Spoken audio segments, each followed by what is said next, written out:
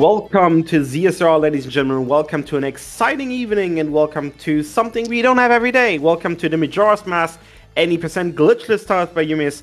It's the showcase. It's gonna be a premiere on ZSR, and I'm really excited. But I can't tell you much about this TAS. There's 3 other people who can do much more. So let's hand it off, and you will find out who they are right now. Take it away. It's all yours. So I'm Eumeus. I'm the author of this TAS. Spent about a year and a half, a little over, making this, and I've got some friends here to help commentate. I am DF, aka Draconif. I have ran this game in the past, and I know a little bit about it. I'm Jess. I've also run Majora's Mask. I've run Glitchless. I've seen some of the tasks and have contributed, like a few ideas here and there. I guess we can get started. Yep.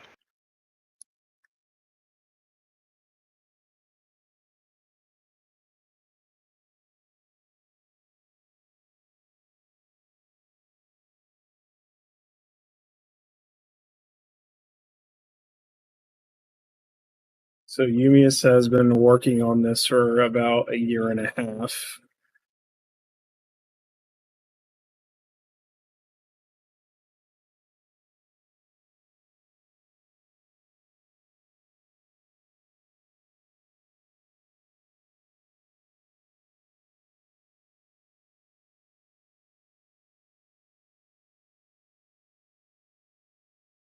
I don't think we have audio, DF. Can you check if it outputs something in OBS? Should be. Oh, hold on. Let me check the. It should be. The audio's. Why is it not coming out? It's weird. Do I have OBS muted? No.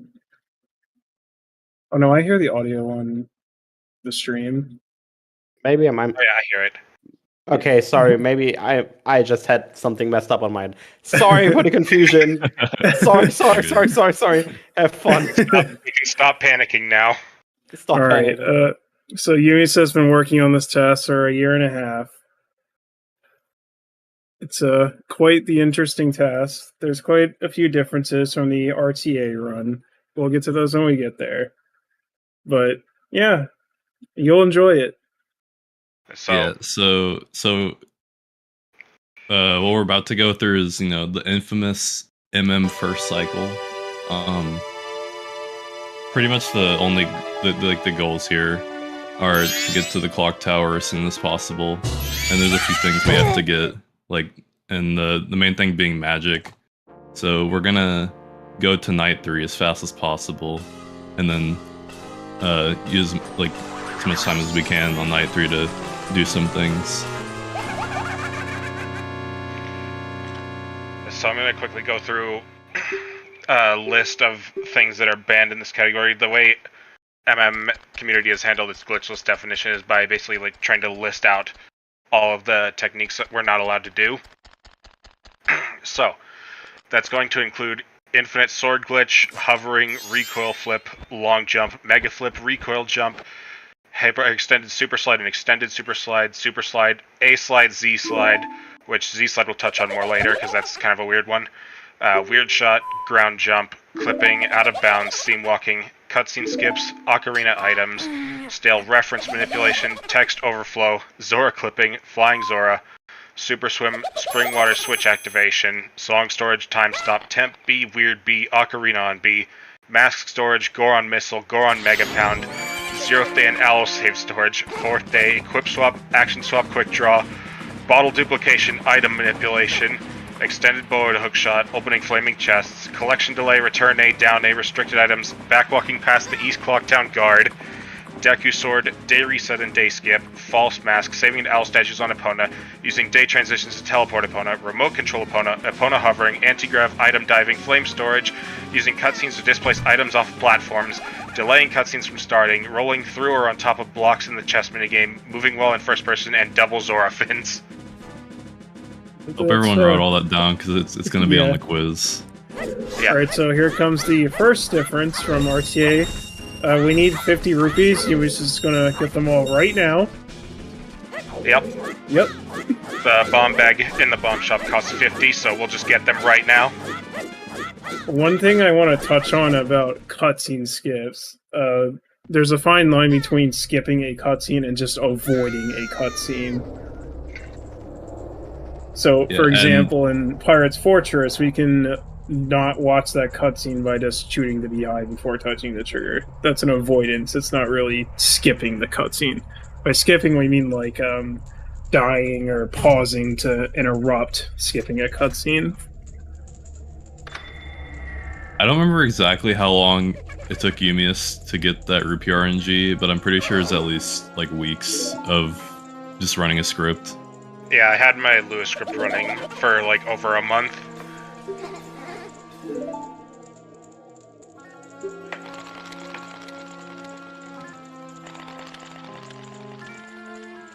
Now, there is one thing that is allowed. Damage boosting. We'll get to that later. That falls... It's kind of similar to recoil flipping and long jumping, but not nearly as powerful. But it's used to some good... Like, it's used a fair bit in Snowhead and Deku Palace, so we'll see that.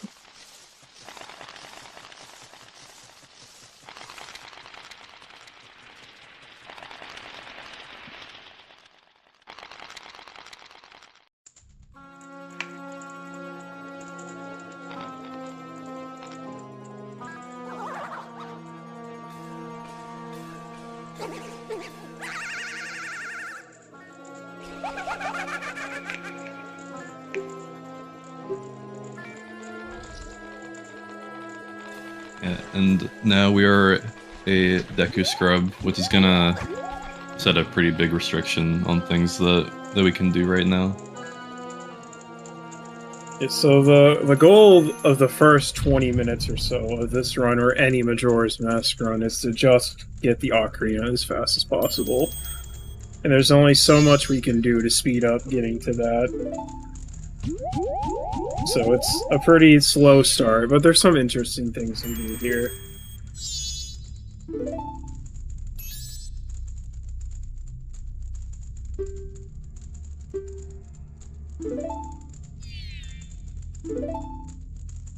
So generally, backwalking like this has the highest average speed, but if I do side hops here, this has the fastest acceleration. A little bit lower average speed, but short distances it's good. And Deku's also unique in that he can actually rotate in the air during backflips and side hops to curve around corners better. All the different forms have different speed values for things, and actually every form other than human, or sorry, every form is faster than human. Yep. Even Deku is faster than human. Like, there's, like, one thing you kind of already notice is, like, you're gonna see a lot more side ops than you'd see in normal, like, in just normal speed runs.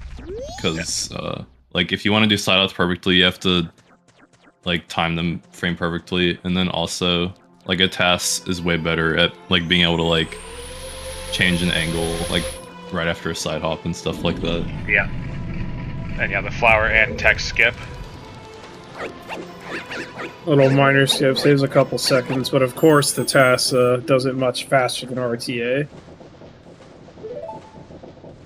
It doesn't matter how long you take on that text box, as long I as was you on it. advance it before a certain point in the cutscene. I didn't realize this, and I definitely thought we had the wrong video or something with some, like, old version. I did too. You scared me for a second there. I goofed. No, I did skim through the video file to make sure it was correct, and it is. So you would see normal speedruns do pause buffering to skip this cutscene, but that is not allowed, so we must talk to him.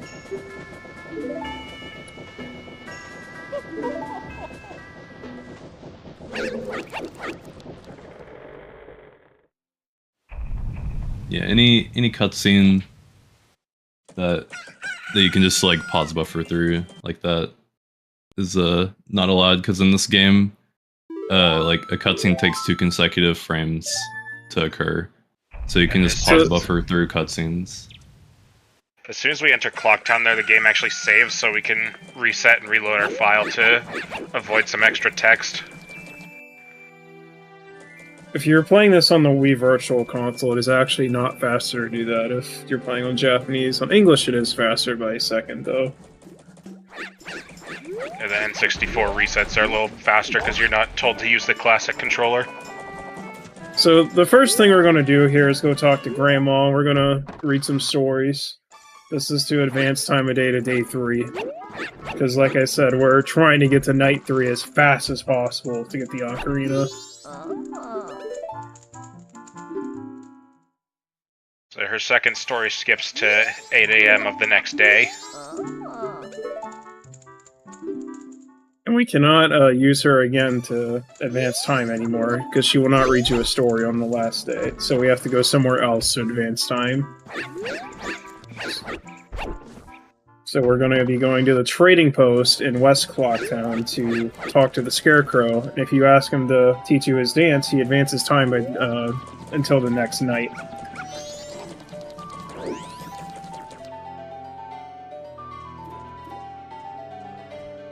There's a lot of subtle RNG manipulation here. An example here is these bomber kids. I have to manipulate the one back here to walk to be not in my way, since the A button side hop is the same button as it is to talk. So if he's too close to me, he'll talk to me. Yeah, we'll definitely point out a lot of the RNG manipulation, but there's actually like a lot more RNG manip that goes into a TAS than you might think at first. So since we already have 50 rupees, we pretty much have nothing to do in first cycle, so there's a bit of play around while we wait. Yeah, the only thing we have to do is buy the bomb bag and get magic. The reason why we want 50 rupees is to get the bomb bag. It is just faster to get it now instead of later. Yeah, so if we were to get the 50 rupees throughout Clocktown, we would have to go through more loading zones during Night 3, which time is not moving during loading transitions. So the time of getting the 50 rupees only saves the time of letting time of day keep moving during loading zones. Yeah, and so... Interesting tidbit about this bomb guy. If you wait to talk to him until he's at the counter, it actually lets time pass. Because he doesn't let you get to the shop until he's at the desk already. Yeah. Yeah, so normally in RTA, you'll see people grab the inn chest, or they'll do a bunch of loads to like get the Keaton Bushes in North Clocktown and like the Honey and Darling targets. And this is way faster. Even though, like, we collect rupees in the intro when, you know, like, the in-game clock isn't a factor yet. So, like, at first it seems like a time loss. It ends up saving, like, a ton of loads over any other way to do it. And each load is 3 seconds. Yeah. We now need to get magic. It looks like Eumeus forgot where to go, so he's going the other way. I don't know what Eumeus was doing here. I don't know if we'll get to the clock tower on time. Alright, so this part right here is extremely optimized. Oh no. I don't know, I think it's decent. Yeah, I think that's not good. Oh, you missed the ferry! That's really not good. Oh no. Oh, you missed it again! I'm pretty sure we're playing the wrong file here, you guys. This is not looking good. Yeah. Okay, got it. Alright, let's go. Flying over the box for safety. All jokes aside, I told Eumeus to do this part on keyboard, and he did. Yeah. Because the time, it doesn't really matter, as we mentioned. Yeah, usually the way the TASs are done is you'll like program all the inputs into the emulator. But yeah, Eumeus just did that section on keyboard.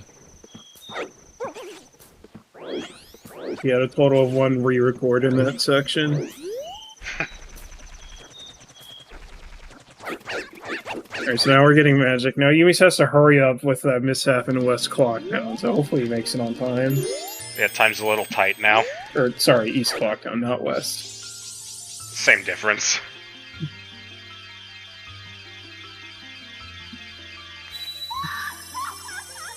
Don't worry, I told Eumeus to go up the slide. It is mandatory. Oh yeah, every run has to go up the slide. Yep.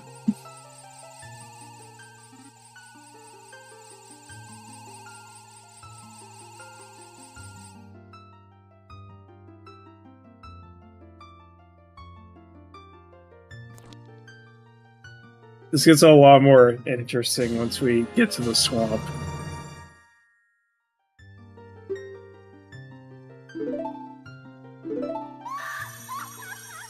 And so we're getting magic here. I mean, obviously, if you've played this game, you understand what you need magic for. But Perfect straight line.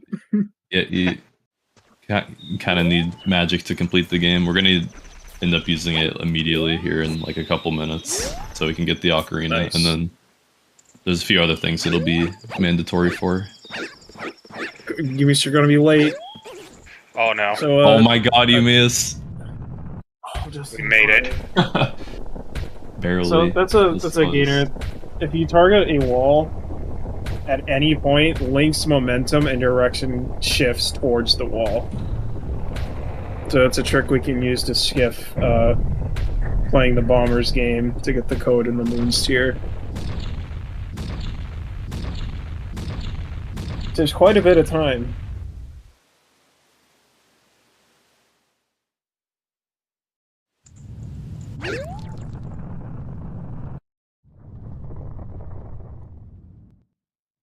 So our first use of magic is, after this cutscene, we're gonna have to blow a Deku bubble at Skull Kid to make him drop the ocarina. And something I want to mention with any sort of like aiming ability or item. First thing to mention is that when you press Z in this game to turn the camera, there's several frames where while the camera's turning, the game functionally has not updated what the joystick will do. So like if you turn towards the camera and press Z to change the camera that way, if you hold up, Link will move forward as what the camera was facing before. And interestingly enough, during that time, you can also move freely while charging up any sort of aiming item or ability. So I'm going to use that here to get some extra distance on Skull Kid while charging the bubble.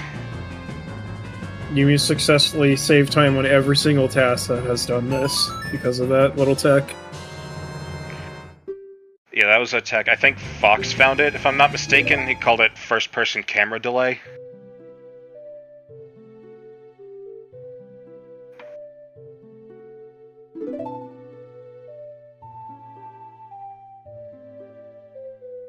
So since we're nearing the end of first cycle, I guess I should go over the major goals of the second cycle. We're going to be completing all the dungeons next cycle, but time of day is very important on the first day. We want to be able to get to Epona, Garo Mask on the first day. Otherwise, we would have to song the time. So we're going to try to get to Epona and Garo as fast as we can. Yeah, you can't get Garo or Epona, I believe, after first day is over, which is not second day, it's actually first night once that becomes not available. Yeah, and we are gonna, at least in Glitchless, we're gonna hard need Garo Mask so we can get into Ikana Canyon. You can get into Great Bay without Epona, but we do need Garo Mask to get into Ikana Canyon. There is a way to... Not Epona. There is a way to skip Garo Mask with damage boosting, but it's considered out of bounds, so it is not allowed.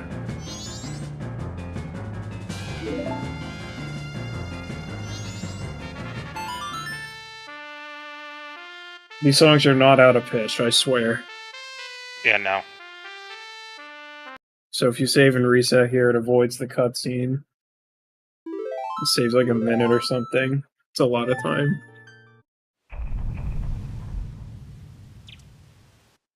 Yeah, if anyone thinks the songs are off pitch, then you should probably go see your audiologist.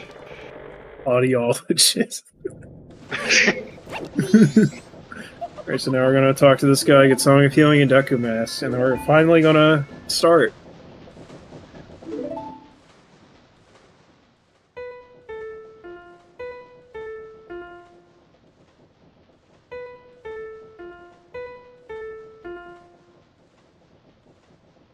Did you guys know that the Song of Healing is Saria's song backwards? That's crazy.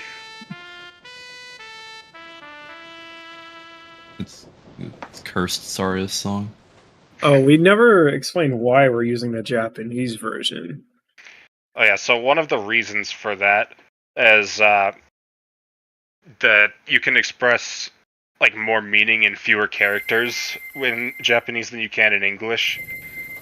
So since the game displays text at a set rate in some text boxes, not all of them, you can advance them quicker. That's one of the reasons. There are a couple other reasons, another one being power crouch stabbing. Basically, in the Japanese version, they didn't assign a damage value to Link's crouch stab, so it'll just use the damage value of whatever your most recent attack was. So you can use that to do a lot of damage really fast. And that is technically a glitch, but it is impossible to ban, because it wasn't programmed correctly in the first place. You can't just ban an ability. There is another reason why we're using Japanese, but we'll go over that later when it comes up.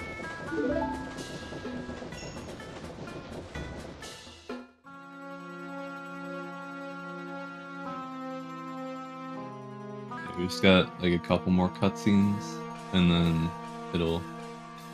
pace will be picked up a little bit.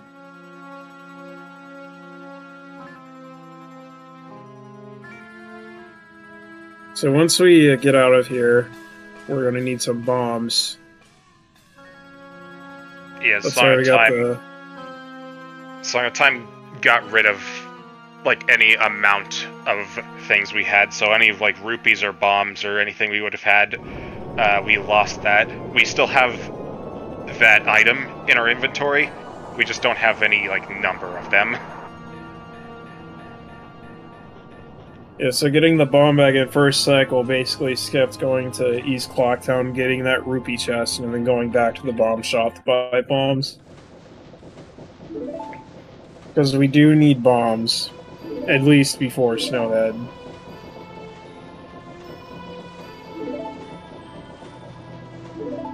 Yeah, in most glitch categories you would get bomb bag in second cycle, so you can get the free 20 bombs that come with it. Bombs are still useful in Glitchless, but they're not as profoundly powerful as they are in glitched runs. We're almost there, guys, I promise.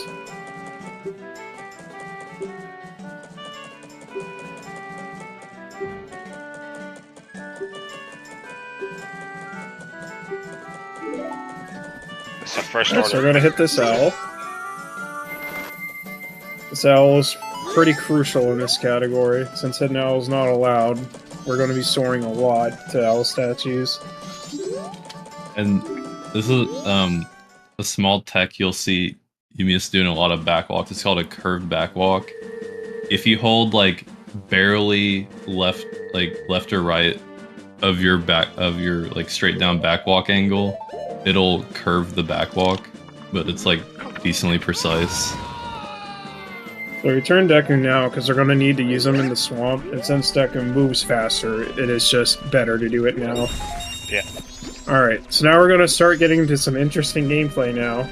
Yeah, got 10 bombs and 15 rupees there. Well, interesting just kidding, gameplay we have to watch after, another after cutscene. this cutscene.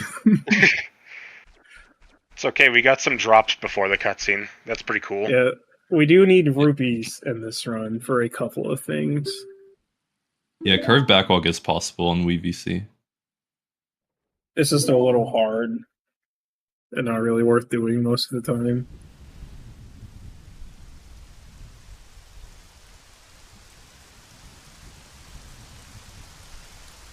So the first thing we need money for is magic beans. We need 5 magic beans for the well later, because we do need mirror shield in this run, and 5 magic beans is one of the requirements for the well.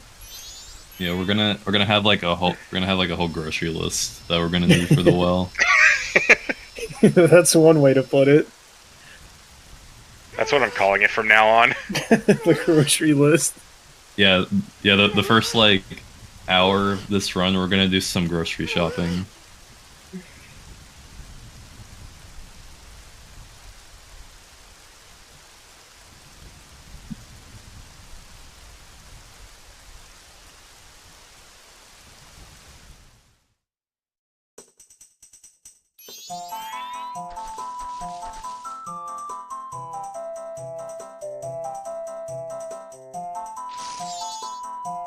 We should allow Glitchless to skip this cutscene.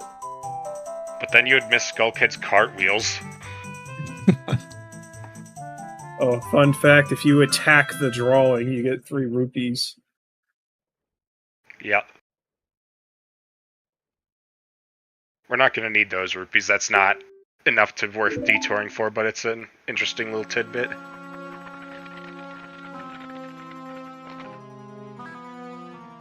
Only the absolute fastest rupees are gonna be obtained here.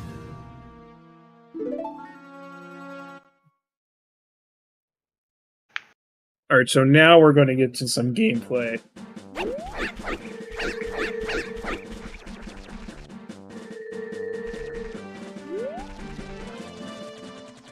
So if you look, you'll notice the curved backwalks here.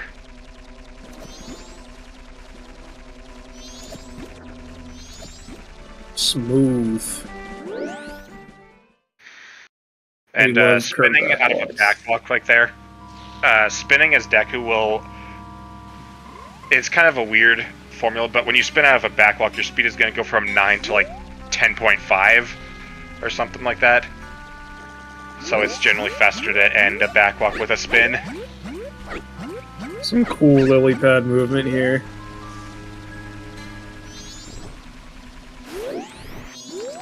So the first thing we're doing is we're going to go get the bottle.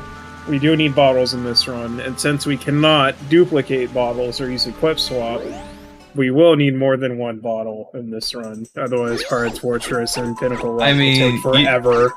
You don't need more than 1 bottle. Well, if you're doing glitchless low percent...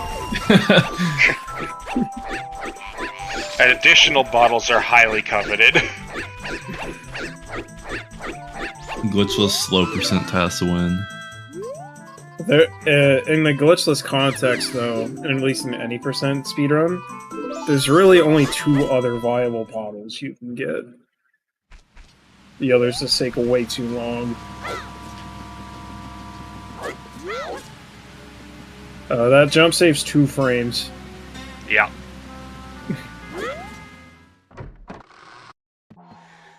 Yeah, so usually the bottles you'll see are this bottle, Goron Race bottle, and Aliens bottle, and this bottle and Goron Race you pretty much always see.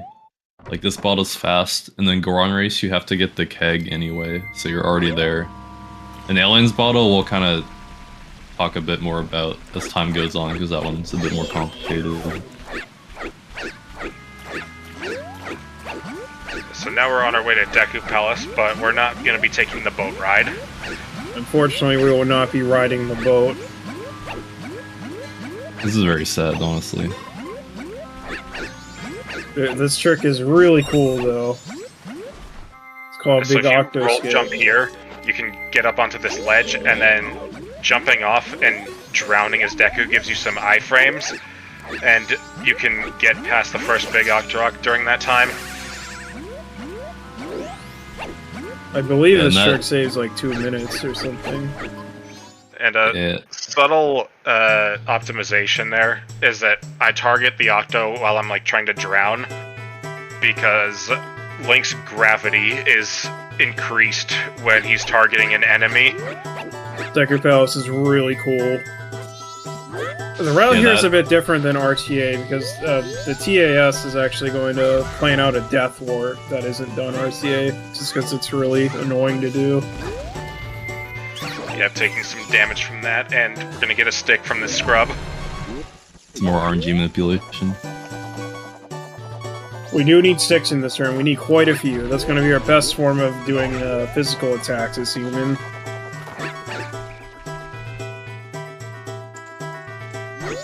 So yeah, And- sticks and do twice the the damage of version- your starter sword.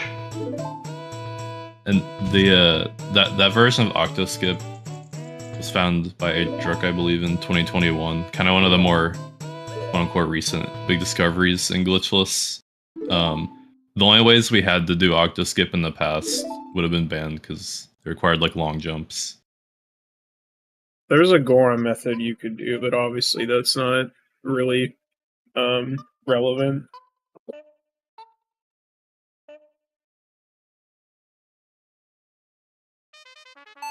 Though I believe Big Octo Skip itself was banned for a while until that trick got found, and then that sparked discussion on whether or not to allow it.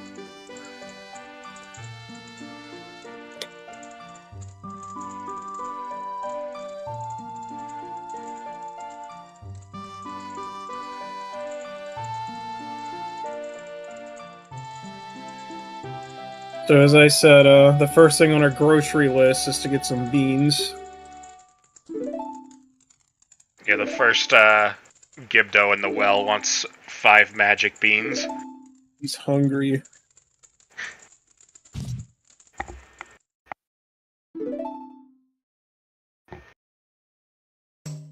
Yeah, so normally the palace route you'll see most people do in RTA is to go to the right first and then get beans.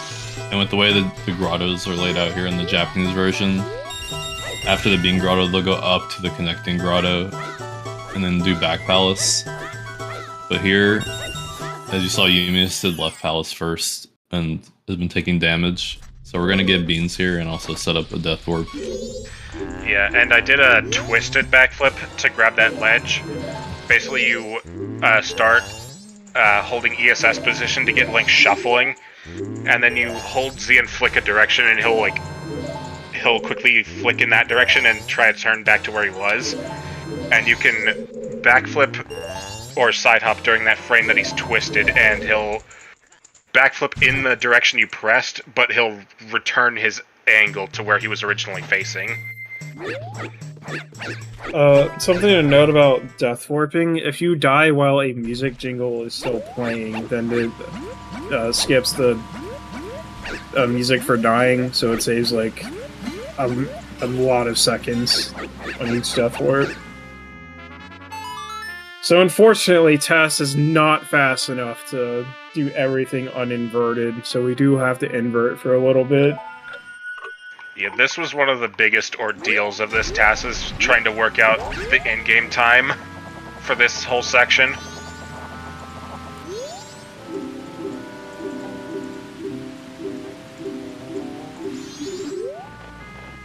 Yeah, unfortunately, Eumeus was not good enough to do this uninverted. That's my headcanon.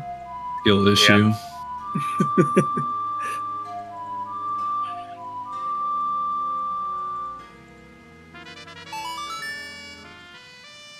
Find glitchless boulder skip, then we'll talk. Man, these songs are sounding just as I remembered as a kid.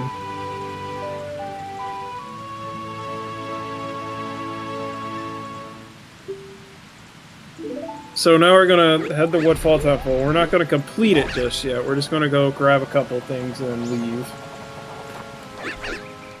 Because it's a little bit faster to beat Woodfall as not the first dungeon, because it skips a cutscene with Tattle later.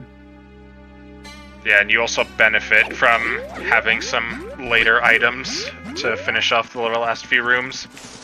We're gonna see some crazy backwalks here. So I'll shoot that Deku stick. Majora on there as well to knock him away. Every time you kill, like, with few exceptions, every time you kill an enemy, there's like a few frames of like lag for a hit stun. So we want to not kill enemies if we don't have to. Yeah, hit loop, sorry.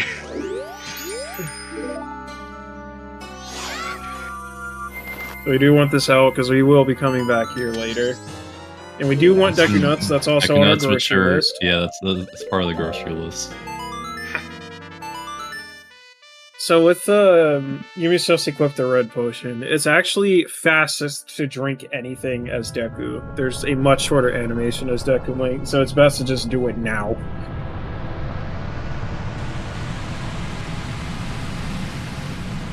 And the items in these pots are guaranteed, but it's not enough to just get them to be optimal. I need to manipulate RNG so that they also go in the direction I want when I break the pots.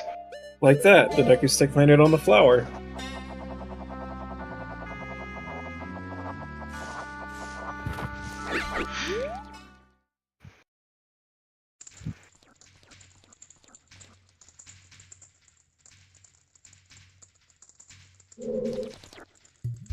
Woodfall is pretty cool.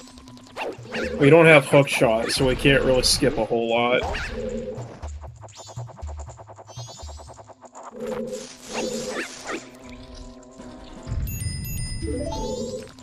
Bow's like a pretty essential part of most MM speedruns. Yeah, especially in Glitchless. Because, like, one thing about this game is all the dungeon items have to do with the bow. Like, the dungeon item here is the bow, and then all the other ones are elemental arrows. And even Glitchless, like, to get into the mountain, we have to have the bow. This next room coming up is really cool. There's some really cool movement here. So yeah, when you light the stick, there's a timer counting down for when it's gonna burn. Normally RTA will light this torch up here to reset the timer, but it causes a cutscene of that door opening. But TAS is fast enough to just skip doing that.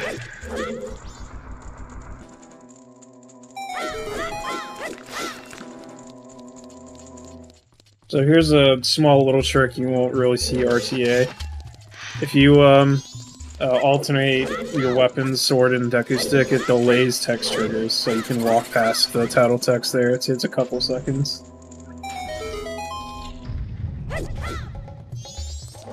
So here's a little neat trick. Jump slash recoil to skip the Dragonfly room. I don't recommend doing it from that whole RTA. You will get anti-grav. That is banned. Yeah. And I was targeting the flower thing in the middle there so that my side hop angle would auto-rotate and I wouldn't need to stop and keep turning. So we're gonna kill this lizard man right here. Yeah, this is one of the multiple uses of power crouch stab we're gonna see.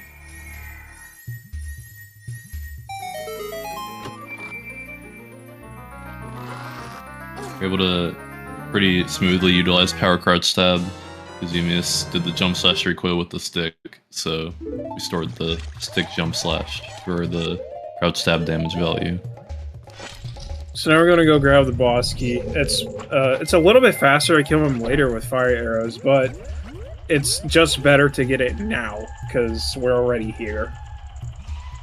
Yeah, and I side hop down there to the platform after I shoot the arrow with the switch.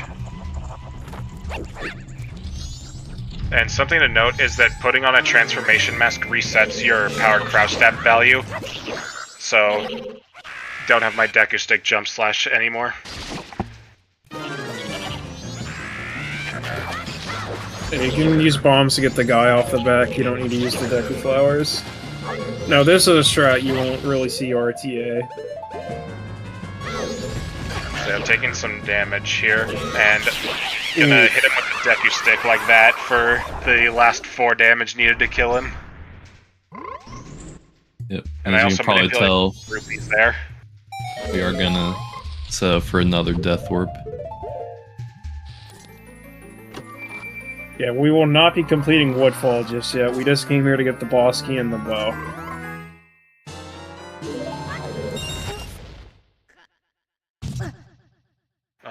And we got another fast death warp there, which is what we were talking about earlier with skipping the death jingle.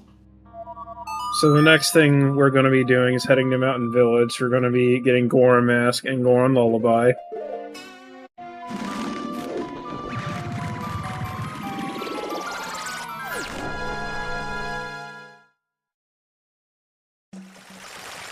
Yeah, we're definitely gonna get Goron Lullaby this run. Definitely.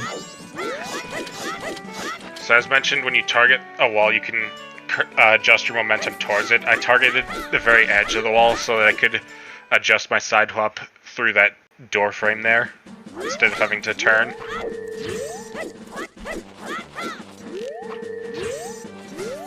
I'm so he's shooting... Yeah, he's shooting it from very far away so he can move during the downtime, just to save a couple seconds.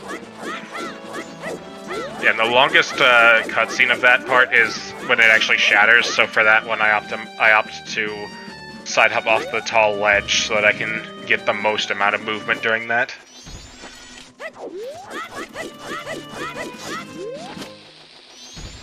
Some inverted This is the main camera. reason why we want bombs, just to blow up these boulders. Or snowballs, sorry.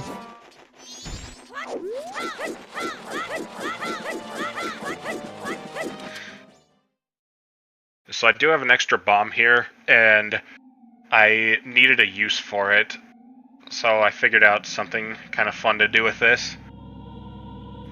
We do need to hit the owl statue here since we want to sword back here after we get Lens of Truth to get the Goron Mask.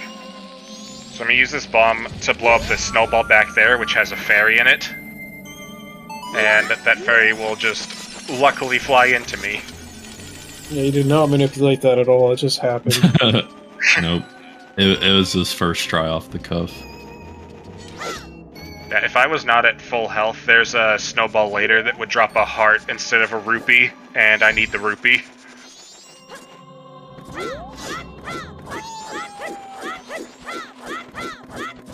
This bridge movement.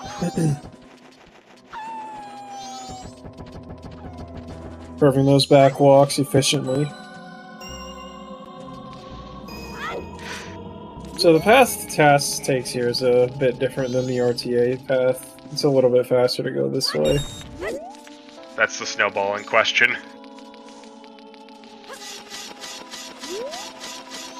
And another instance of weapon swapping to skip the owl text. That owl can be skipped RTA, but we don't do weapon swaps, so we just go the other way and jump around it. And the platforms are the same every time, depending on the day, I guess, as well, but if you know where they are, then you can just do the jumps. So, normally you're supposed to follow Darmani's ghost all the way up to the grave, but he's actually just there already, so you can just go up there and play Song of Healing. Yeah, it doesn't let you do that without the lens, though, so we did need to come get this. It was the only requirement in Glitchless. And this is also another essential use of magic. There's no way to get around getting Goron Mask without magic. Are you sure he needs magic, Jess? I haven't seen this before. Seems like I already know where the ladder is. He's just climbing the wall. So a small thing is, normally when you climb sideways, the climbs are slower. But if I do a specific movement with the joystick, I can get the animation to go a little faster.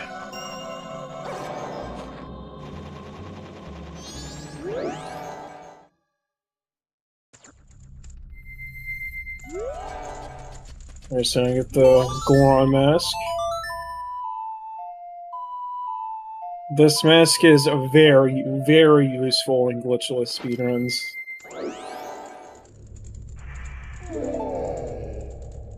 Once we get this mask, this becomes our primary way of moving from here on out.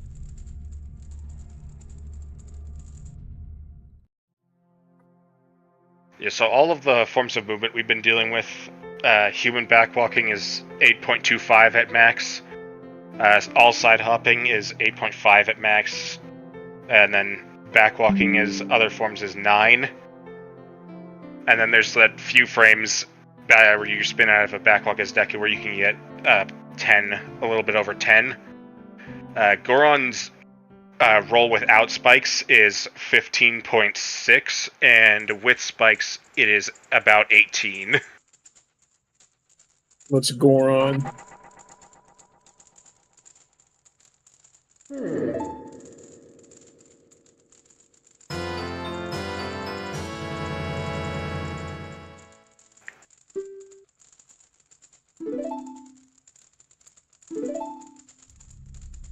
So here's some minor tech.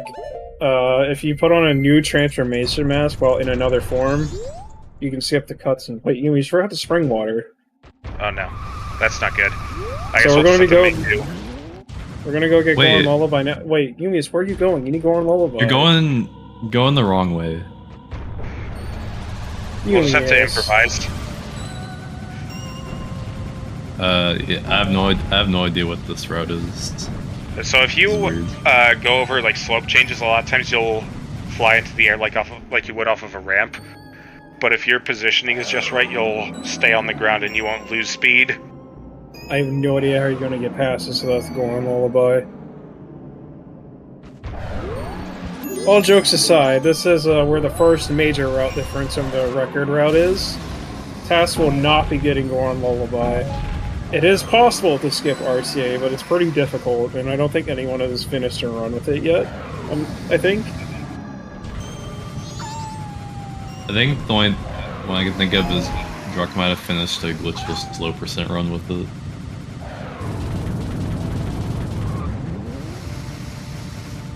And they're also manipulating some drops from the snowballs on the way. That is a much, much harder than it looks. Yeah, each wind cycle is random. And so are those 2 rupees from the icicles. The snow, it's a pretty cool dungeon.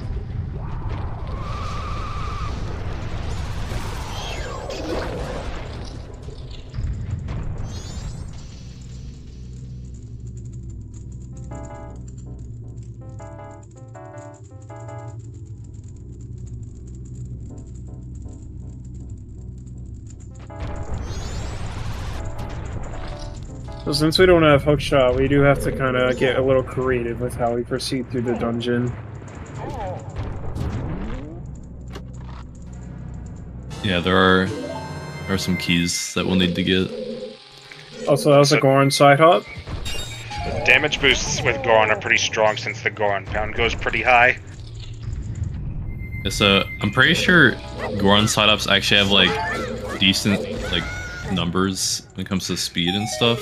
But Yeah, the thing the is, speed- like the fact that you're Goron, you could usually be rolling instead.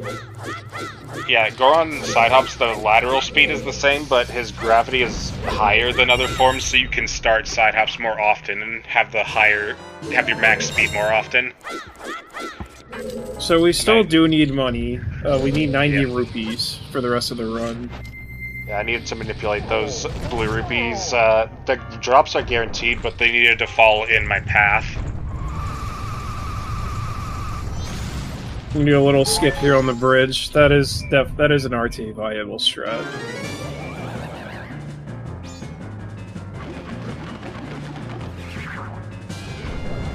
They're gonna fight this guy. Goron So side hops. He's got like his personal space bubble, and if you get within that bubble before he becomes vulnerable, then he'll teleport somewhere else and restart the animation. And so you want to approach that with the highest speed you can, so that you close the distance in as short a time as possible. Goron side hop. And then the second phase, if you hit the damage on the right time, you can skip him going into his, like, cloning phase. So, yeah, Eumeus is definitely gonna hit this ice right here to melt it. Nothing questionable about this at all. He definitely hit that. Yeah, Looked the like it to hitboxes are a me. little generous.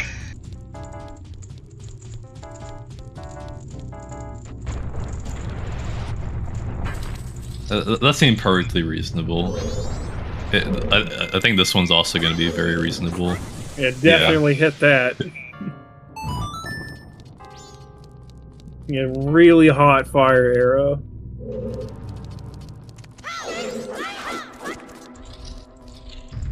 Here's a cool little trick here. You can get down to the snowballs. Normally RTA does this, they blow up 2 snowballs. We can blow up 3 and also land in the tunnel with a Goron roll. It's really hard to land in the tunnel with a Goron roll though without getting anti-grav, so I don't recommend people do it. Normally you're supposed to go back down and raise the tower and punch it down to a specific level to continue the dungeon, but you can just do that clever little jump to skip all of it. So this is the second Whisper fight. We need to get the boss key.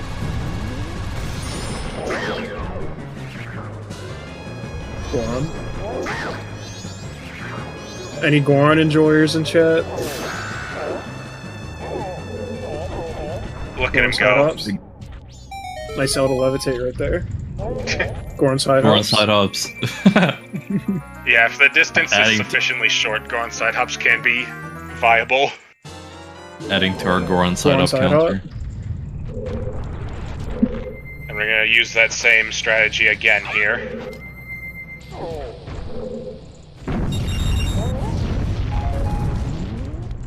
The reason he uncurls after pounding is because if you roll from a standstill, you have to wait a little bit before he starts moving forwards. So with Goron, it's best to walk a little bit first and then start rolling, so you're already moving.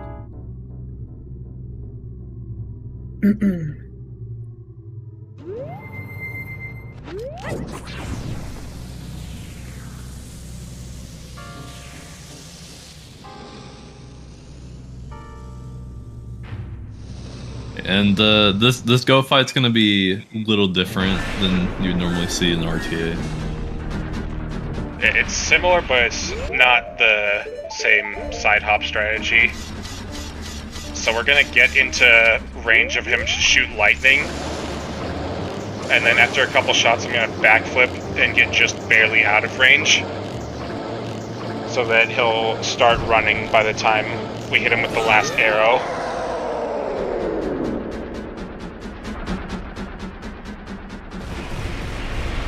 Yeah, so it was pretty much the same concept. Like in RTA, we do the side ops instead of having him shoot lightning, and then side op back to reset the timer. But obviously, TAS can do it in a more risky manner. You almost got ISG there. It was exactly 1 frame away from ISG. So the Giants cutscenes actually play in order. It does not matter which dungeon you beat. The first one will always be the green one that gives you Oath. The second one will always be the white one. So forth.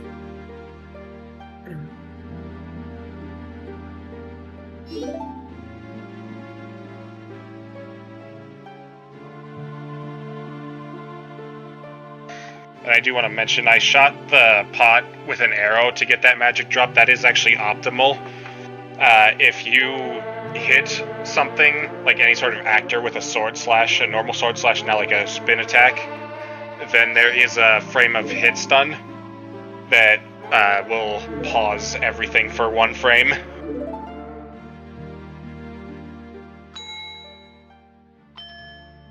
Yeah, and with the way these giant cutscenes work, that's why even in glitch categories, like you can't skip the first Giants cutscene that you would watch because you have to learn Oath.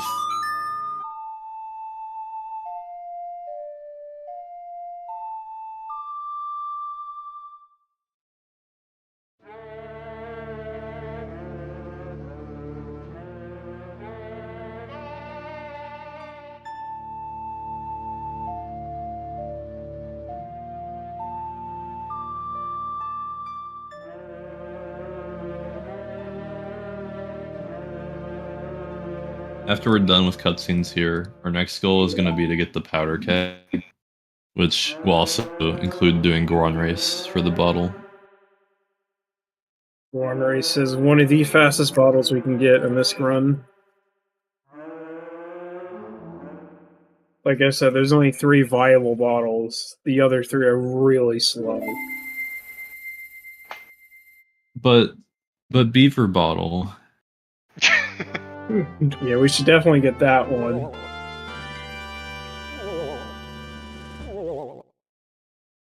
Goron Race is like the second fastest bottle.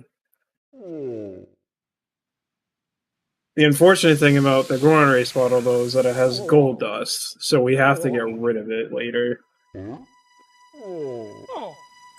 The gold dust is good for normal RTA runs because we can sell it, but since this TAS is manipulating a lot of rupees, we can get a lot of rupees fast. We're actually gonna end up getting the rupees we need and not need to sell the gold dust for them. We are gonna get rid of the gold dust, but like we're not gonna actually use that money. And it's only to make the trip in West Clocktown a bit shorter, that's it. But I guess it also saves a load zone. Yeah, so these bushes here can drop 0, 1, or 3 rupees. We just got 15.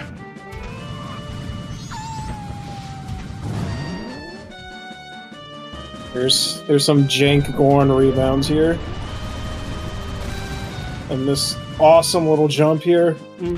So good. Yeah, Goron's not tall enough to reach that ledge normally, so that skips some mass transitions and is also just generally faster movement. Alright, this is crazy. You're gonna want to see this. So we I'm have some suddenly awesome pushing the tech coming keg up. when I'm going up the ramps, so that I don't have to walk as far with it.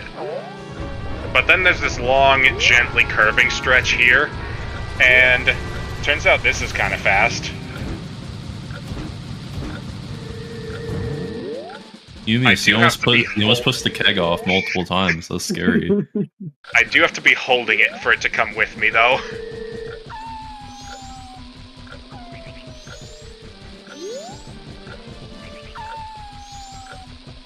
And the turns here are too sharp for us to do that reasonably. And also there's the Wolfos, which will blow it up if they touch it. And here the uninvert of shame. We do need to uninvert, because now we want time to pass as much as possible. Because once we get Epona and Goron matched, we just wanted to do Night 3 and midnight by the time we finish the last dungeon. The in-game time thing really sucks. Because when Eumeus started this whole thing, he had the idea of, obviously you want to try to do it without the invert.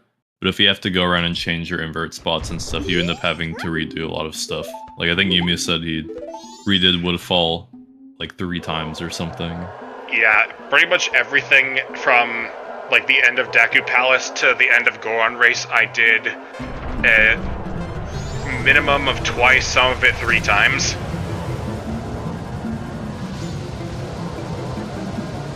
That's kind of one of the main problems of TAS in this game is figuring out inverting and uninverting spots.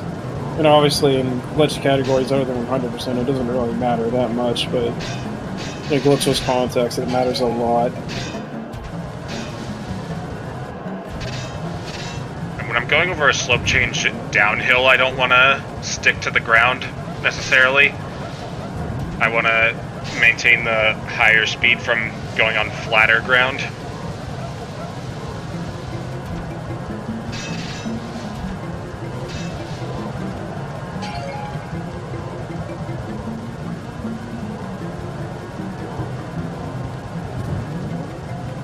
You ever wonder how any of those Gorons get up there on those rocks in the background? That's a good point. How do they get up there? So I finished the race, and then I'm gonna go back because I need more magic. Alright, so now we need to go get our powder keg license. Since we've proven our worth. Does Goron's probably get up there with like a Goron Mega Pound or something? Maybe they damage boost up there. Yeah. They Goron missiled. That's also Doing possible. this awesome jump again. So now with powder keg in tow, it is now time to go to Romani Ranch and get Epona. Yeah, this is kind of everything that Day 1 was building up to when it comes to the in-game time.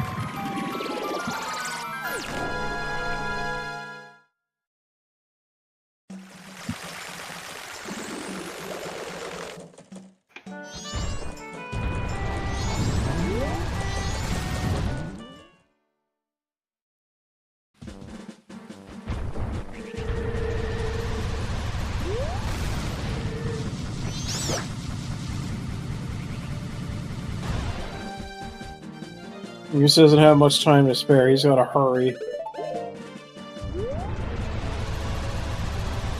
Yeah, it's gonna be close.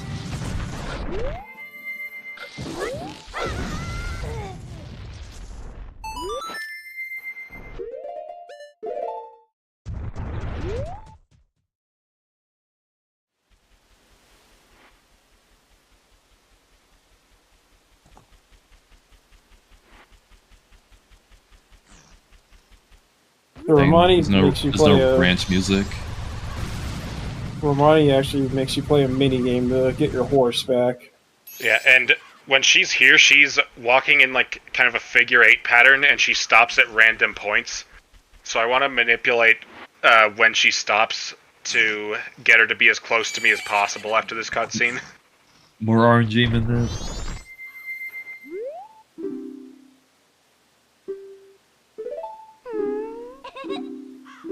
He calls you Grasshopper.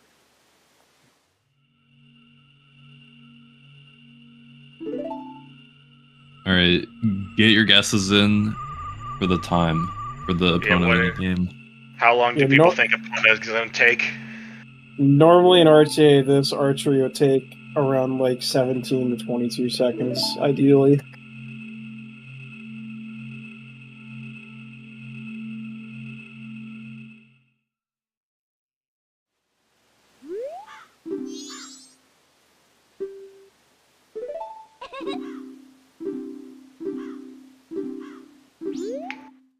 Let's go. Let's see.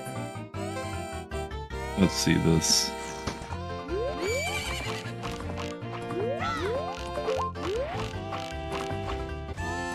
$6.31.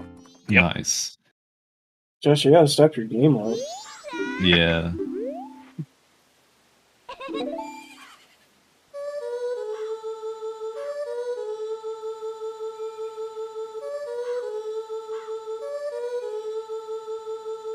There's a lot happening in that archery section that's happening really fast. A lot of stuff with camera manipulation, and also the balloons move up and down. They're always in the same spot, but where they are in their like up and down bobbing is random. So I need to manipulate some of them to be some of them that are behind hills. I need to manipulate so that they're at a high point so I can actually hit them. Fun fact, there is a bingo goal for this game called Under 35 Seconds Archery. I think Eumeus definitely did that. I think we need a bingo goal for under 7-second archery. That should always be the center square. Guesses for Gorman race time. It's almost night, Eumeus. Are you going to be able to talk to these guys in time? Probably. So yeah, the whole point of this time of day management was to get Epona and Goron mask. So yeah, for some reason the Garo bro in the blue overalls will always have a blue box on his text boxes, even if you do it frame perfectly. I didn't know. And you may have noticed that Eumeus shot the guy on the right while waiting. Yeah, that makes him slow down so he's not in my way, and then also turning with the bow during the start there gets Epona into her like trotting animation so that she can take off faster. Another subtle thing is when I'm using a carrot to speed up, I pull out the bow before I hit max speed, and then when I cancel it, it will set me to my max galloping speed without using another carrot.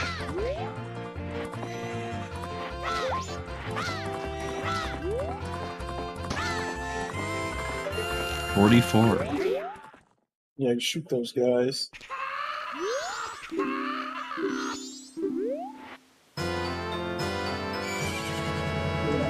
Alright, so now it's nighttime. So the next time of day thing we need to worry about, well, not worry about, but we have to plan around is getting the curiosity shop, since we need to sell the gold dust. Yeah, and we can kind of start talking about Alien's bottle a little bit. So, in normal RTA runs, like the optimal route gets the Alien's bottle, because at least for how fast you can go in RTA, it's fairly convenient. It also gets you milk, which is part of our grocery list. But TAS encounters a pretty big problem here, where even if you time it perfectly, where it turns night right after getting Garo Mask, TAS is too fast and doesn't have enough to do while waiting for aliens. And it's kind of unfortunate because we're kind of hard in game time capped by the fact that we can't get Garo Mask after it turns night. So we're actually gonna skip the aliens bottle and do a route that does 2 bottles, and it's gonna do an extra Pinnacle Rock trip and get milk in a different spot, but it's gonna end up being better for the TAS. Eumeus did try a lot to get aliens to work, but there's just not enough things to do. There were like some discussions about like blowing up the Ikana Castle roof while waiting. That still was too early. You can kill Adolwa between the alien waves. I think the thing that would have made it worth it is if he could have also gotten the boss key in between the alien waves. Yeah, that would have put it much more in the running.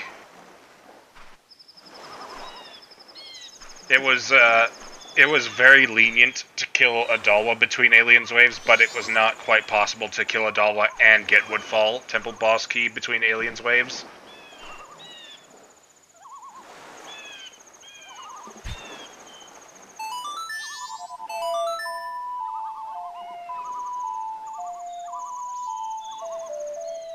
Because it's not as simple as like, oh, the task just does more things. We're kind of limited in the fact that we can't get Mirror Shield yet.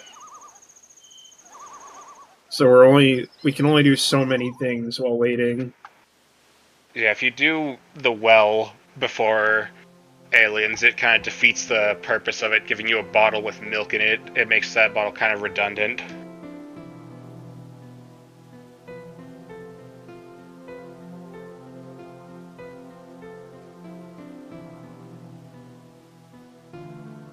It might seem like an extra trip to Pinnacle Rock is pretty bad, but spending the time killing aliens is also pretty bad.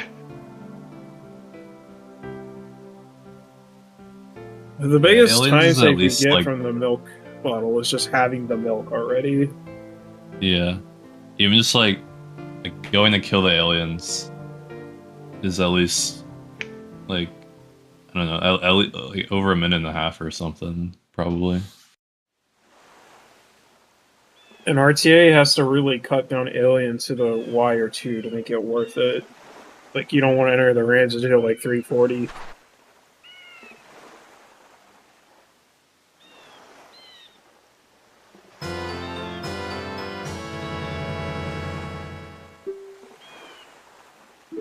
Yeah, so since we're doing 2 bottle, we're gonna see an immediate route change here from the aliens route.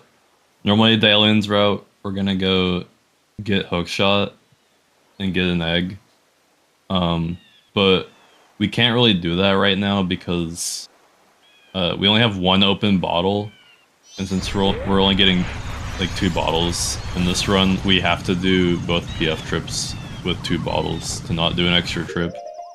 So we're gonna use Pinnacle Rock to burn time for Curiosity Shop. Since Pinnacle Rock only has 3 eggs, we can do 1 trip with 1 bottle and then the second trip with 2. And we're gonna get the bottommost egg here. Just since we're waiting anyway, it's best to get the slowest one right now.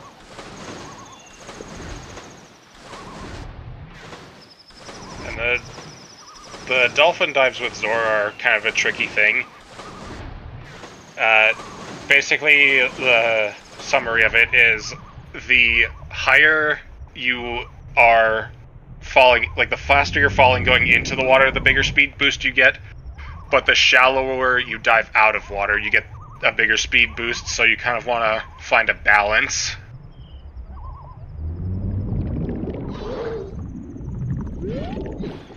So swimming and backwalking have the same speed, but you don't have to wait for Link to land while swimming. Or while backwalking, sorry. So it's a bit faster to backwalk.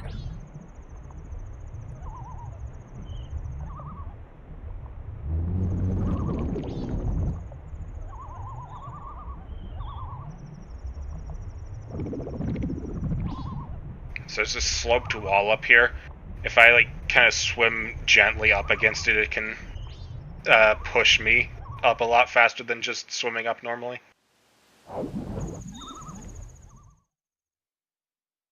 Now, normally the fastest way to get to the platform is to just avoid out again. But since we're trying to kill time, it's best to just swim to the platform. Just to cut out a load transition. We're gonna hit the owl now.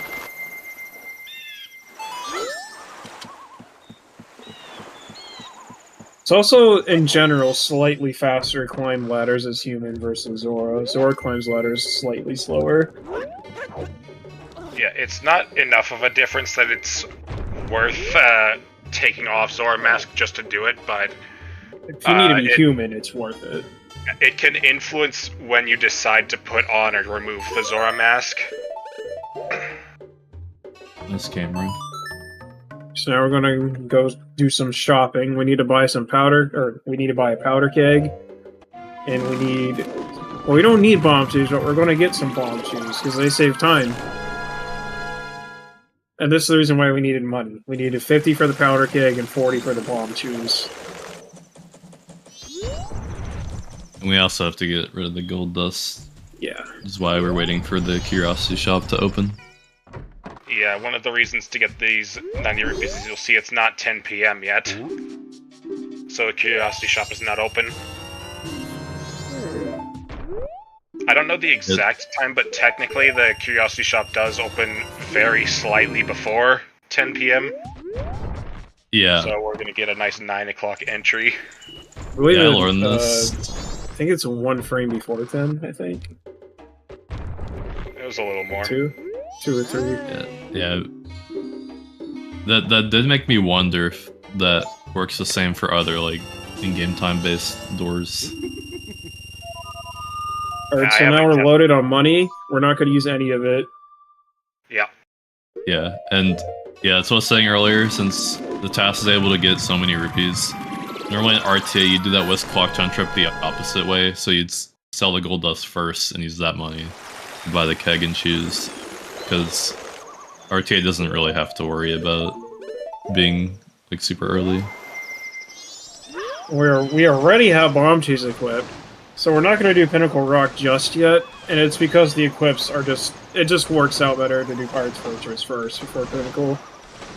Yeah, I tested out all of the different swimming combinations between Pinnacle Rock and Pirate's Fortress, as well as the equips factored in, and this just is what was best. So if you swim against the slope a certain way, you can kind of get out of the water a lot quicker like that, and then it can just go straight into side hops. So the third reason why we're using Japanese that we didn't go over yet is Pirate's Fortress. During the night, the pirates cannot see you as well, so it is possible to get to the hookshot chest much faster than usual.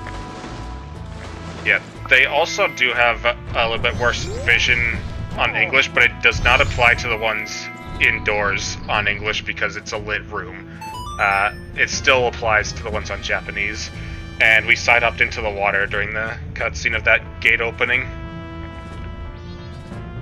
Yeah.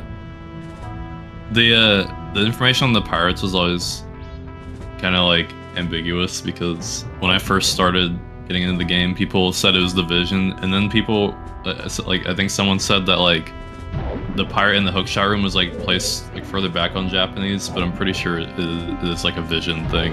Yeah. Like, the interior guards have worse vision at night. So when Eumeus is bonking those walls, he's actually releasing A right before he bonks. That just lets him start swimming immediately after bonking. It saves like a second every time.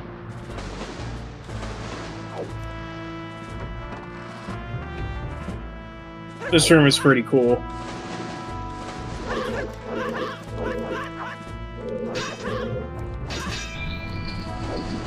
And this room is also pretty cool. I love this room. This room is amazing. So here's an instance where you want to turn human to climb the ladder, because we want to be human here. So an advantage of 2-ball route is having bomb chews here for this. So the first bomb chew hits the top switch, and the other 2 bomb chews collide with each other on a corner and blow up the crystal switch behind the cage. Such a cool strat. Yeah, that was sick.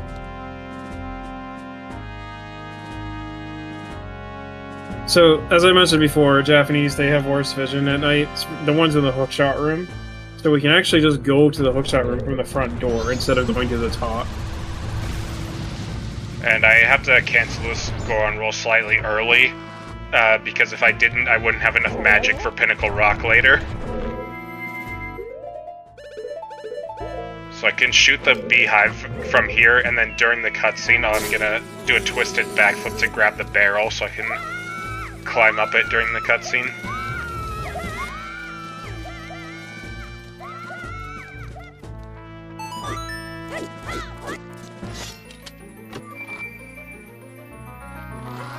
So since we only have 2 bottles, we have to make 2 trips here. But it's okay, there's some cool strats on the re-entry. So I haven't mentioned this up until now, but when I grab ledges, I'm usually trying to grab the corner with a certain facing angle so I can just get popped straight up. It's fairly precise, so it's not really something you would go for and with any degree of consistency in real time. But it's a nice time saver for a TAS. Another instance of targeting the wall to shift your momentum. Oh, and targeting while aiming the hookshot is faster than going into first person if you have to aim at short distance. The higher you have to aim, the less worth it becomes.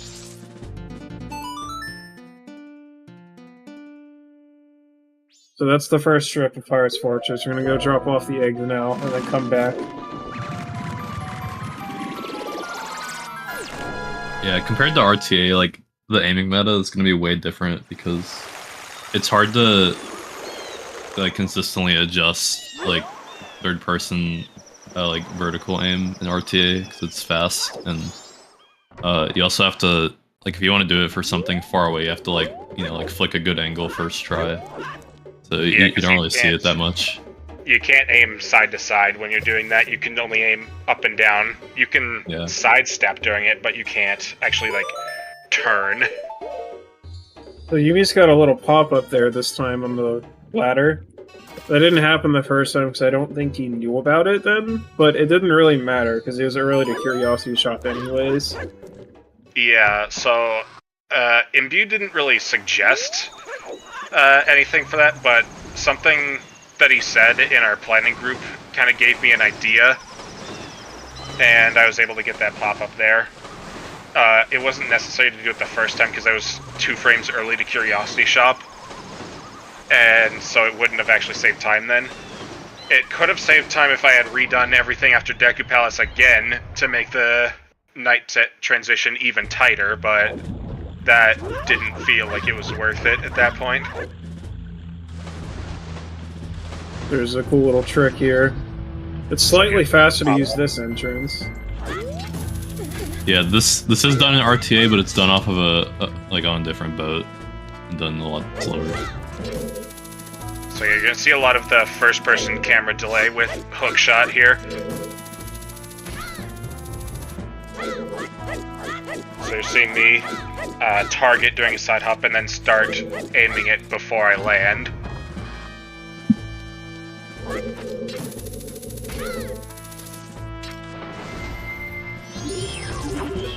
I'm excited for Great Bay Temple. And also, this tank is kind of annoying because it doesn't like prioritize the egg super highly. So if you're in a bad spot, you can catch fish instead.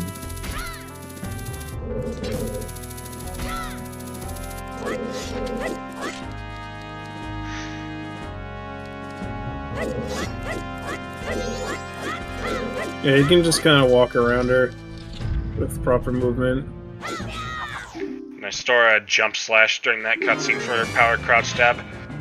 And if you do it just right, you can actually double hit her with power crouch stabs to end the fight with just 2 crouch stabs.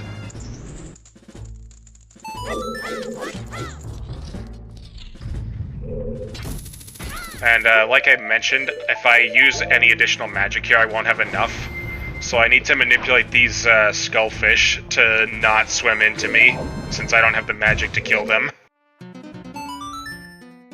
Then we're gonna drop off. Getting the egg on top of the chest. Yes, so I don't have to sink down as far. So we're gonna drop off these eggs and finish up Pinnacle Rock, and then it's off to Great Bay Temple. Great Bay Temple is awesome and glitchless. Yeah, this is kind of getting like further away from the aliens route. Like the egg trips are way more split up. Like after you get hookshot in the first egg, you would do the West Clocktown trip, then go to the graveyard and set up some Ikana stuff, and then do aliens. But in this route, we're just gonna kind of do it sequentially.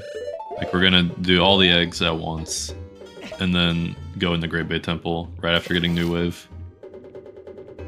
Yeah, we don't we kind of do intended dungeon order, except we don't finish Adalwa first. We do Adalwa, I believe, after Great Bay.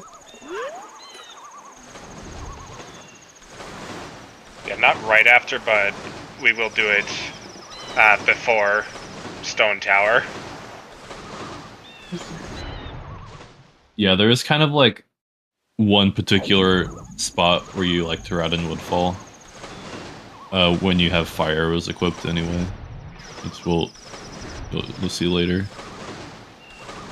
So I didn't mention this before, but this is called Seahorse Skip. You just know where to go, and you don't need the seahorse.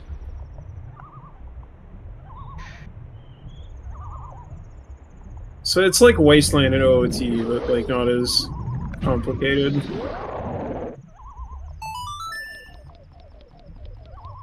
Yeah, I had a script to make the invisible path actually have a visual representation while I was tasking it. Thanks to Anzura for that, for modifying the OOT collision viewer script to be able to do that. And the path is kind of surprisingly basic.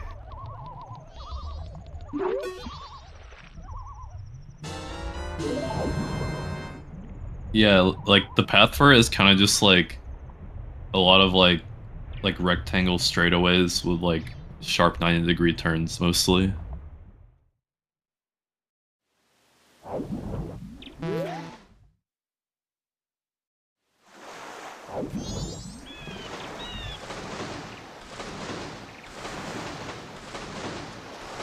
So now with all the eggs collected, we're gonna learn the song.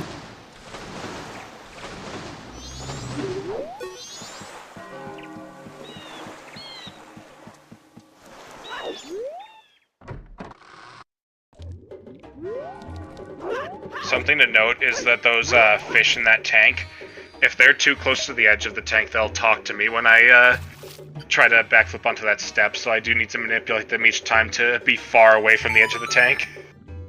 Add that to the RNG manip tally. How are we keeping track of Goron side-ups and RNG manip? Should be.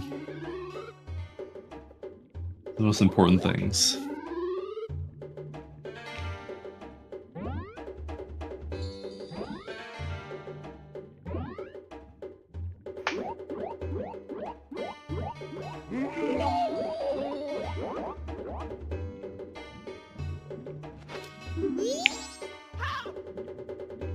This roll that doesn't do anything?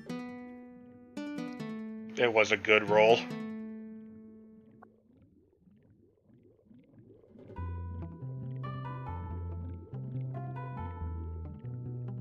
Yeah, all the RNG manip is gonna be on the quiz.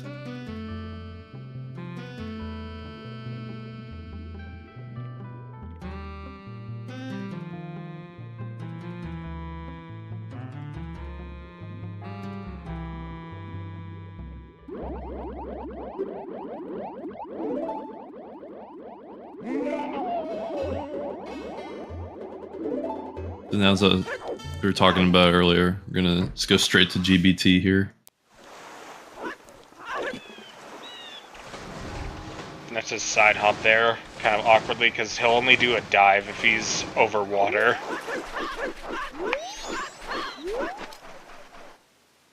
I'll have just enough time before day here to turn.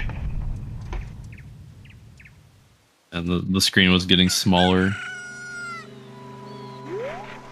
Stream got messed up, but it's fixed now.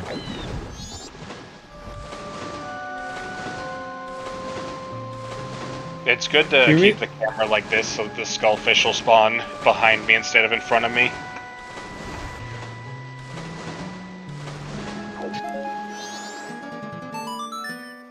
We're gonna wake up the big turtle guy.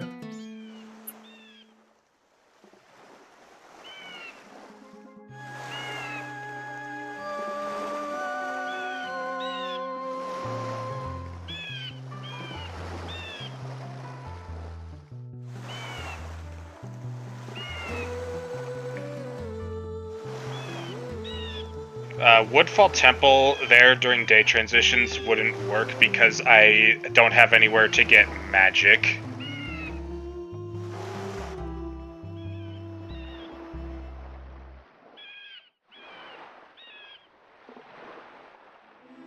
Yeah, because you need fire arrow for the porch on the way to the boss room.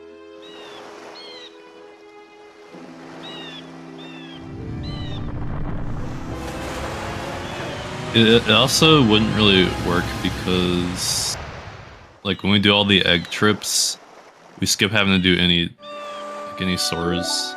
We just, like, swim out of PR and stuff. Like, if we wanted to do Woodfall early, like, we'd have to do it after, like, right after West Clocktown or something. But at that point, you're not gonna get the transition in a good spot, probably.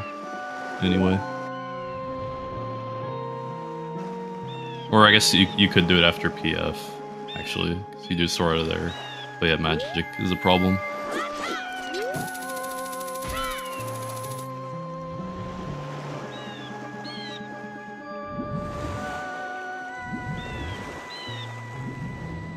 It's almost time.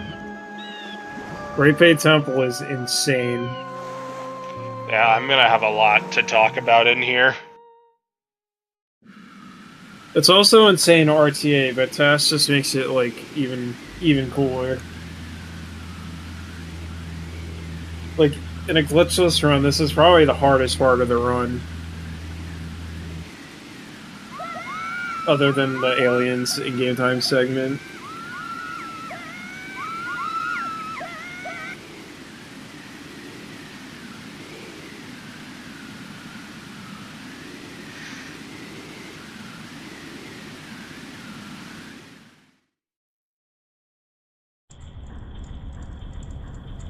Alright, here we go. Gotta say goodbye to the turtle first. Very important.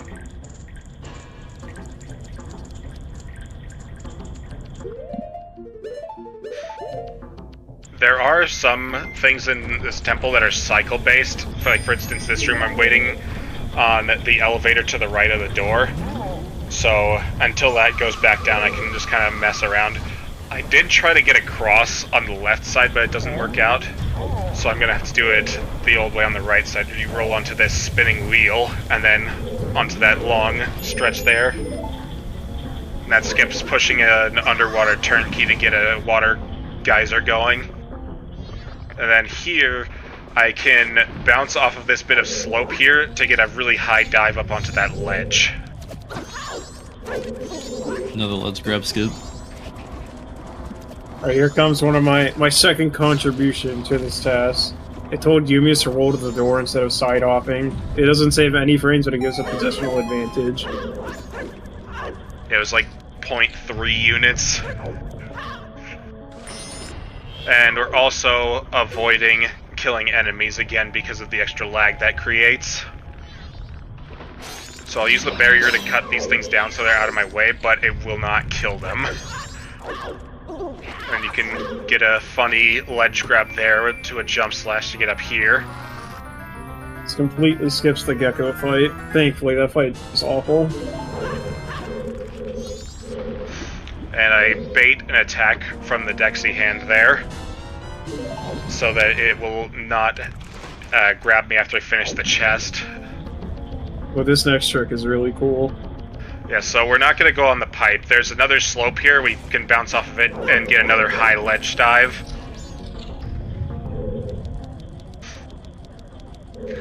And this fight is a nightmare. Yeah, Wart even in fighter. RTA, this fight is horrible. Yeah, so Wart is only vulnerable while his eye is open. He has 20 HP. Certain types of attacks do double damage to him, like the sword and bombs and stuff like that. First time he opens his eye, it takes a set amount of time. So while I'm waiting for him to do that, I'm going to try and manipulate his movement to get over here to the edge of the room. And then I'm going to double hit him with a bomb. And then do another double hit with a bomb, avoiding killing as many of his bubbles as I can. And then I want him close to the wall, because in the second phase, he doesn't open his eye until he crashes into the wall, so I want that distance to be as small as possible. Yeah, that fight is horrible, but that TAS made it look really easy. And you might have also noticed he rolled into the pots to break them for the hearts to avoid the 1 frame of lag from using the sword on each pot. So we will be seeing Ice Arrow's use. It is required in... There's only 2 required uses, but since I have them, there are some applications I can use them for where they're beneficial anyways. Oh, that bonk. Forgot about Let's that. grab skip. Need a let's grab skip count too. So now with both the red turnkeys turned, we're gonna go reverse the water now, because that's the only way we can access the second half of the dungeon. Here's a neat little trick here. Yeah, if you you can freeze climb the ladder during waterfall... the cutscene. Yeah. This part was Unfortunately, kind of TAS is... unfortunate. Yeah, there is this water wheel cycle here that Eumeus could almost make, but it wasn't quite possible. Of course, he didn't put on Zoratel climbing all the way up, because he was slightly faster for that. And you can cancel the swim as you're about to dive, and you can get a funny little boost, and then I also get a pop-up off of that.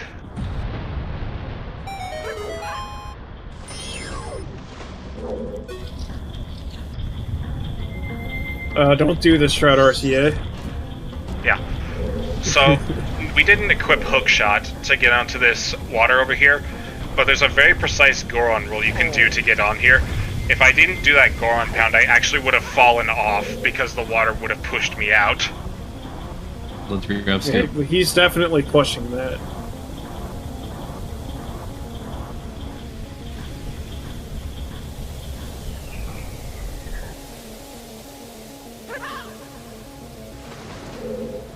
We're definitely pushing this. Yeah. So now with the water reverse, we need to go back up, and the fastest way to go back up is to just avoid out as a Goron. Yeah, because after you avoid it, it'll set you to your last entrance, which is going to be the door to the other green turnkey room we were just in. Alright, these next series of rooms are awesome. I'm going to let them speak for themselves. So there's a water wheel in this coming room. You're supposed to freeze to traverse it. RTA doesn't freeze it, but we're still going to do it just a little bit differently. You can bonk this to get up there. Don't even need a jump slash. And then I side hop there to avoid getting crushed on the ceiling. And now we are going to avoid melting the ice to weigh down these seesaws. Just doing some quick movement on the top and some fancy jumps. Let's grab skip.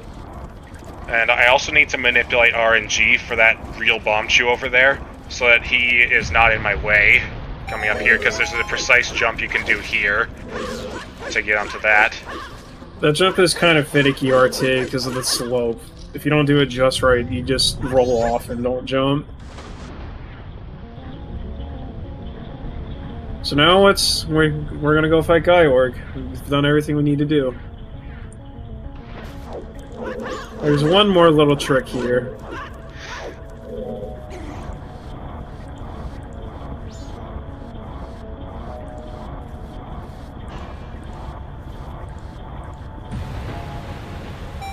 So normally RT would roll to this fountain immediately and then jump to the door, but TAS can jump slash the ledge instead of grabbing it. Yeah, I can do that because I can jump off of it at a slight angle so that Link gets his jump earlier. Because if I were to get the jump later, even though I've gone further and have technically had more optimal lateral speed, the geyser will have gone down, so I won't have the height to make the jump slash.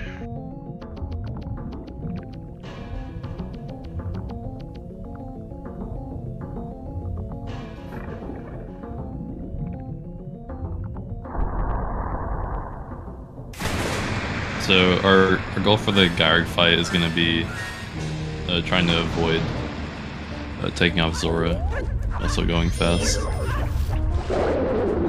Which you can also do an RTA. So if you swim into him, you can just keep stunning him. Yeah, you have to do this a little bit different on Japanese compared to English. Because on English, you can use Zora Barrier when you're just like idling in water when you're not swimming. But on Japanese, you have to be swimming to use your barrier. Yeah, and I delay killing him a little bit there so that I can let him go closer to the center platform.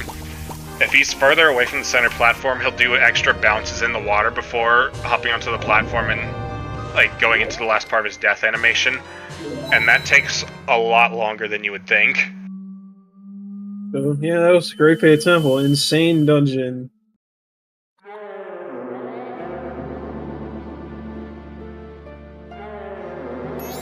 So now with Great Bay done, we gotta finish off the rest of our grocery list. We need to get a fish, and we need to get milk. And since we didn't do aliens, we gotta get milk in a less convenient way.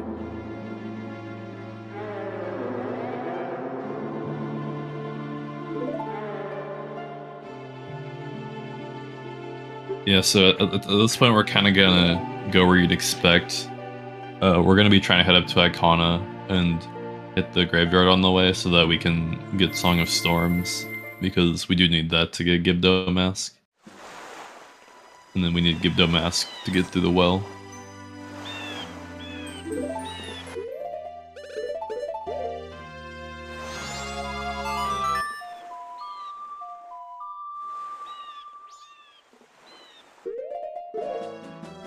So the fastest way to get milk, there's a grotto in South Terminal Field where that big log is that just has 3 cows in it for some reason. I don't know why that's there, but yeah, that's where we're gonna go get milk.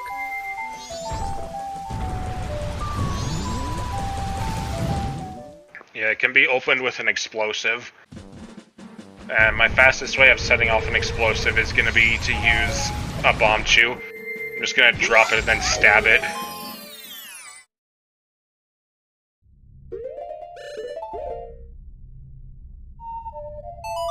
And there's no day transition or night transition cutscene in a grotto, so I'm going to use this opportunity to make it night 2 since I need it to be night 2 in the graveyard. Night 1 or Night 2 works. Night 2 isn't supposed to work, but there is a way to get to the Night 1 side.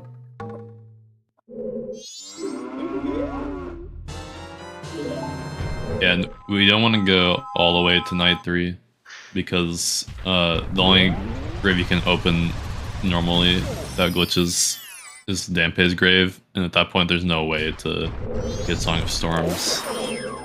So we're getting a little fishy here in a stick. And one more stick.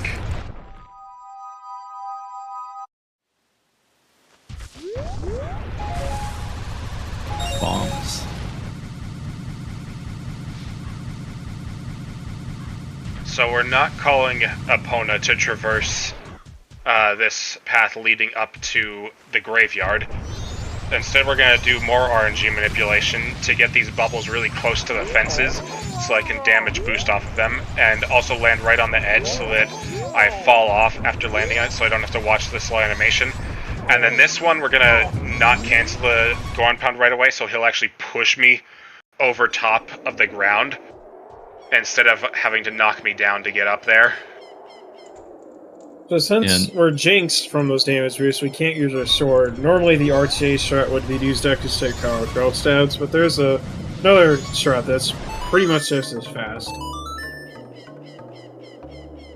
And Eumeus is standing in a very specific spot here, because it will instantly aggro Gibdo. Yeah, we don't need to use a bomb for this. So, Kita is weak to Goron Pounds, and I can double hit him with that. Then the second part, he becomes vulnerable a certain amount of time after he lands. So I stand under a part of the bridge so that he lands up top and then immediately falls down. That way he's just vulnerable a little sooner.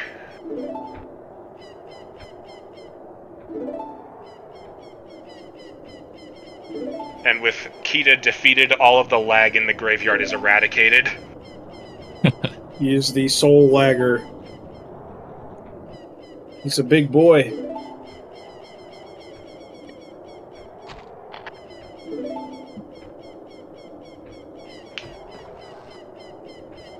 Oh, Stampy just came out of his house.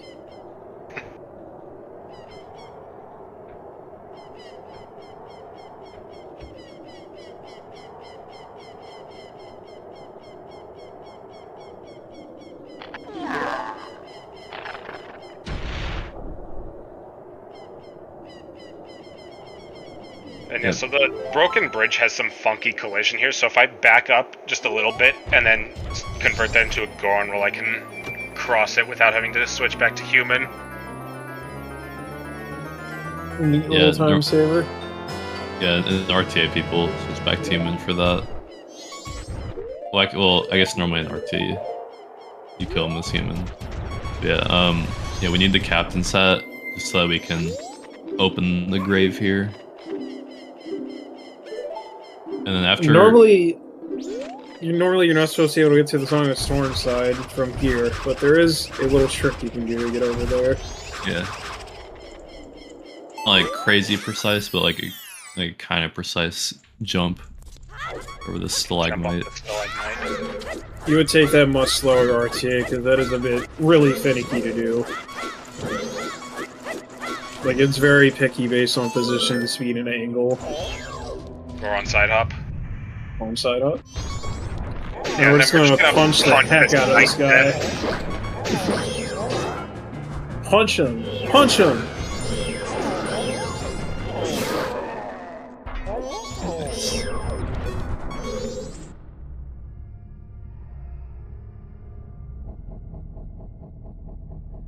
Who needs a great axe when you have boxing?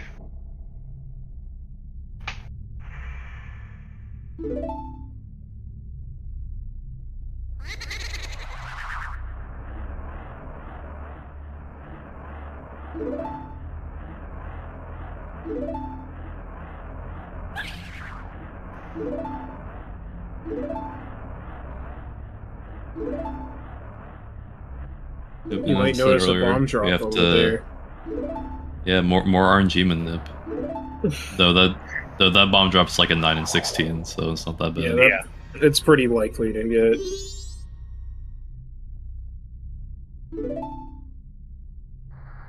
So we need Song of Storms to drain the water, or sorry, to start the water, so that the Gibdos go bye-bye, and we can enter the house. Yeah, all the stuff we're doing right now is just so that we can meet the glitchless hard requirements for getting Gibdo Mask. So we kind of just get Captain Sat, use it once, and then get Song of Storms, use it once, and then we're done with it. I can just put it in my closet. Best mask. The reason why we need Gara Mask is it's the only way within our Glitchless definition to get up to Ikana. As other methods require going out of bounds. Or hovering. Let's find Glitchless Index Warp.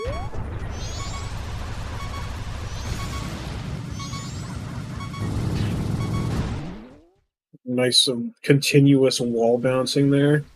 Yeah. Normally you And need so- ice arrows to cross, but with a precise hook shot you can just skip it. Yeah, and there are Some Octoroks cool in the water. TAS aiming. I'm gonna hang the camera a little bit left to delay their shots so they don't hit me while I'm doing this. And And I put the Gara mask on for as long as possible because it makes Link look edgy and cool. No more Gara Mask. That's the last time you will be seeing it. Unlucky. So we're going to be watching another pretty lengthy cutscene, but this is the best cutscene in the game. If you have to go to the bathroom, do it now.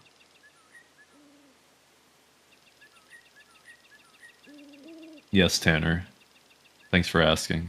Yeah, there will be a quiz on Gara mask usage. How many RNG minutes are there? How many Goron side-ups were there? How many Gara Mask uses were there? How many times do I swing the sword? No one's keeping track of that, homie.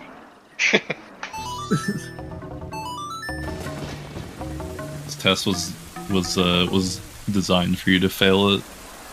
Alright, so if you need a bathroom break, now's the time. This cutscene is like close to 3 minutes long, I think. It's pretty long. I think it's like almost 2. Oh, 2.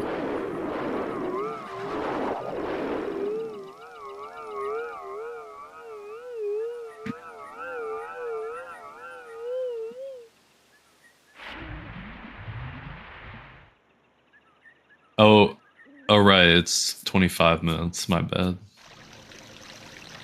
Oh yeah, how could I forget?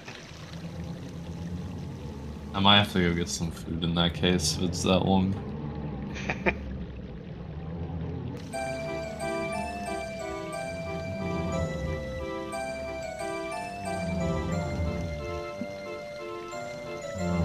Someone hasn't done their taxes.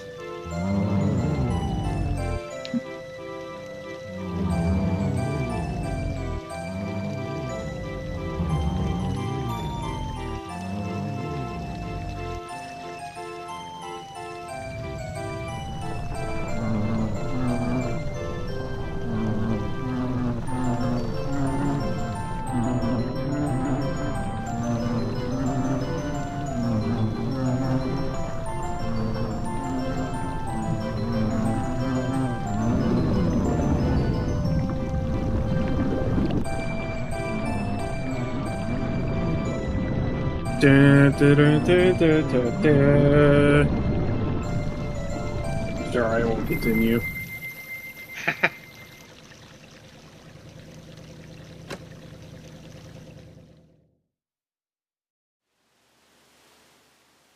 You know, we gotta go invade that home.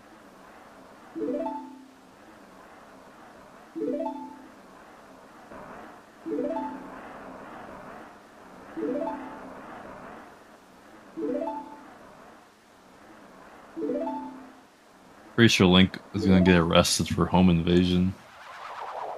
There's no police in Termina. Have you seen Sakon? Gets away with everything. Yeah, that's So true. the first time you come up to this door, Pamela is always going to catch you.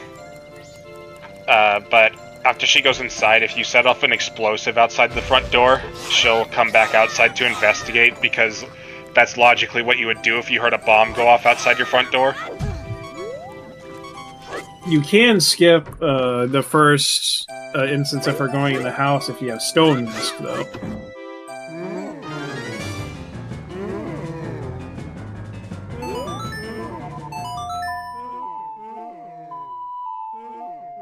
So now we gotta heal this guy.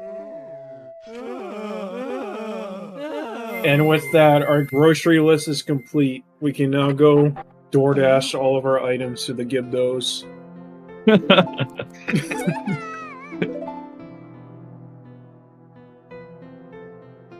Hopefully they give us a good tip.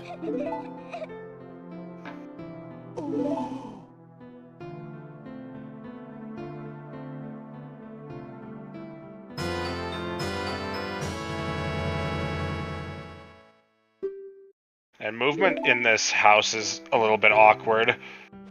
So Even RTA, it's like really annoying. just like bounce back and forth going up the stairs. Now, unfortunately, there's no good way to get spikes here, so it kind of looks a bit janky here. Yeah, I actually did test going the other way around. To the left? I tested that; they were exactly the same. Nice.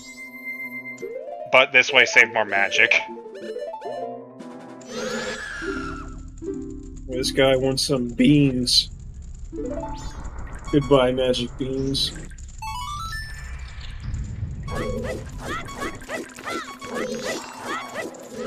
This guy wants a fish. Something Goodbye, deliciously fish. fresh.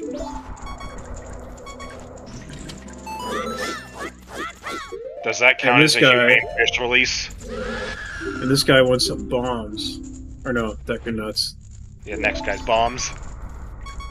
I don't know why you would eat bombs, but I guess he really likes bombs. So the only reason why we need to come this way is because we need the big Poe to complete the well. Now, there is another big Poe you can get in Dampé's Grave, but that's obviously way out of the way. This one is just better.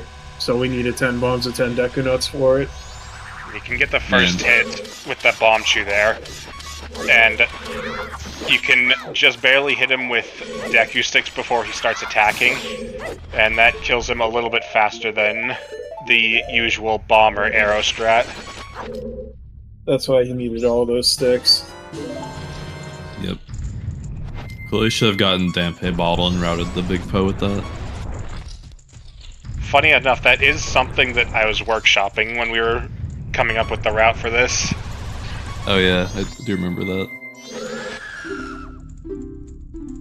This guy wants the Poe. Goodbye, Poe. And the final Gibdo wants something rich in calcium. I just see there that equipping elemental arrows takes longer than other items to equip, so doing Woodfall Temple after this is ideal, just because so we don't have to equip fires again. Now there's also a delay in when you can shoot an elemental arrow again after using one, but by playing Song of Double Time to advance, we'll avoid that delay, and since we need it to be Night 3 anyways, this is a good time to do that. Yeah, all that matters now with time of day is that it's midnight by the time we finish the last dungeon. Because that's how we enter the clock tower. And there's a very big window between the clock tower opening and the moon crashing, so there's not too much trial and error with this. This was just the best time to do it in a TAS. Normally in an RTA run they would make it Night 3 as soon as they entered Stone Tower.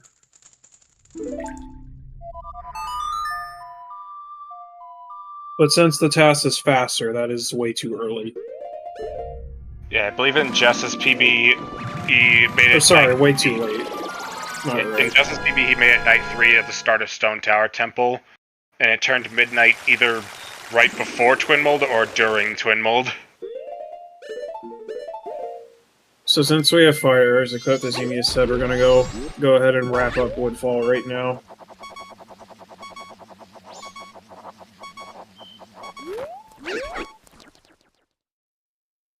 Yeah, and this is gonna be a lot faster with Fire Arrow and Hookshot. One trip Woodfall hasn't really been a thing for quite a while in Glitchless.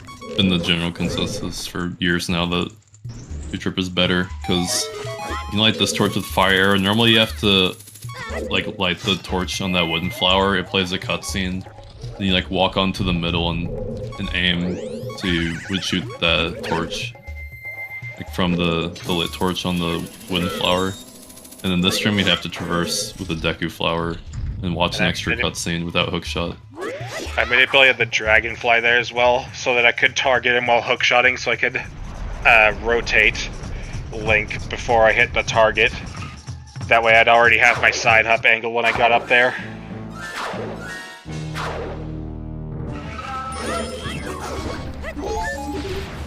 We'll shoot it all at once and then double hit him with a bomb flower for a kill.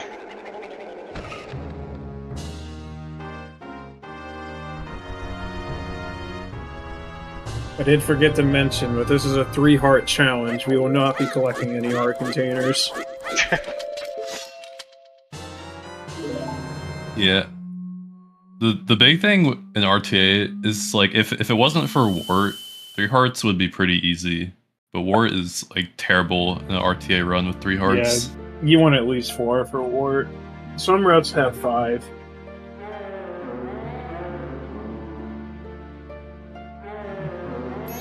Yeah, Ward is a fight where you just kind of take a lot of ambient damage.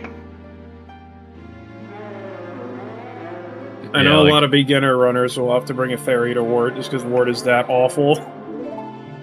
Yeah, like, really the big thing is if you're going for the bomb double hits, like when you're walking under Wart for that, you're taking a lot of damage. And then on phase 2, the bubbles are everywhere.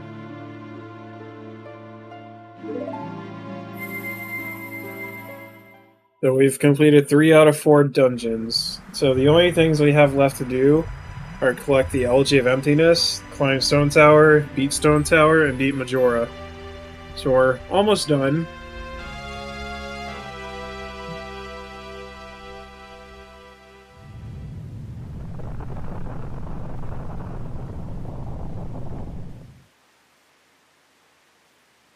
And a little interesting thing here is if you beat Woodfall Temple first, there's a cutscene where Tattle's like apologizing. It's sort of a long cutscene, but if you beat Woodfall not as your first dungeon, then that cutscene won't play.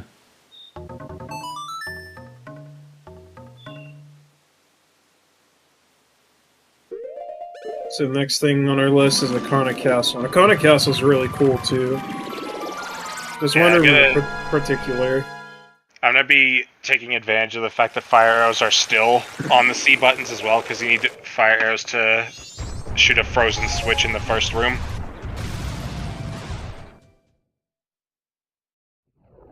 It is a little bit awkward with the equips here, but it's still faster to do an extra transformation than it is to unequip and re-equip fire arrows.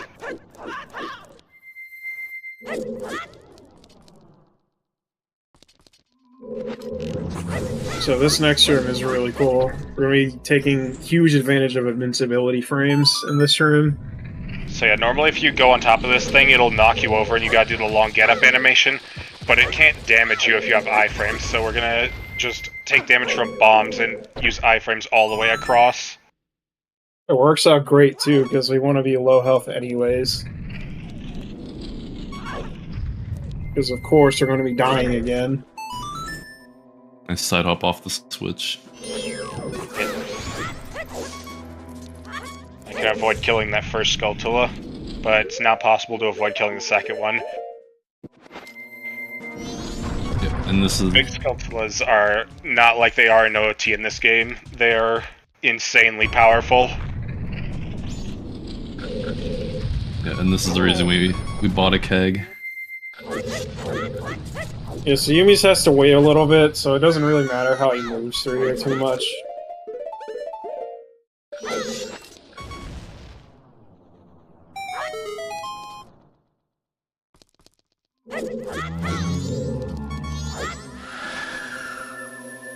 Nice scream.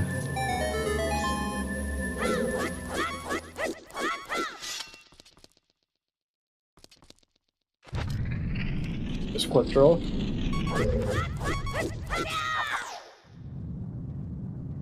So this fight... Flash damage on the stick. This fight can be pretty scary, RTA, because you're usually entering here with low health. You won't enter your half-hard RTA, that's too risky. This fight can go wrong. Yeah, especially on the Egos phase, where he does a whole heart. when he slashes you.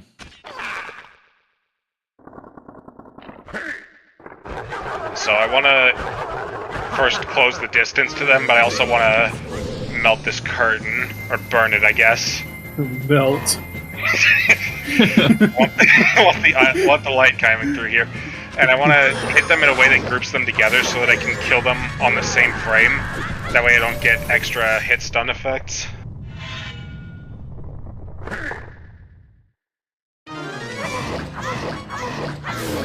And he's dead. Yeah. And I hit the step with my last crouch step to push me towards the light so I could get a little bit less distance that I need to travel. And he went on the throne too. Link is the king now. It's my throne. Feeble, feeble, feeble, feeble. Yeah, the feeble text also doesn't really matter how fast you advance it.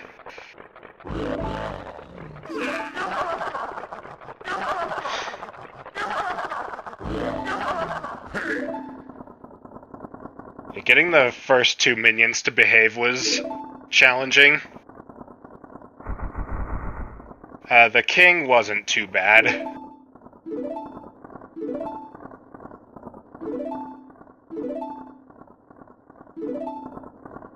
So this is the best Ocarina song in the game, in my opinion. It's a good song. Egos has a great singing voice.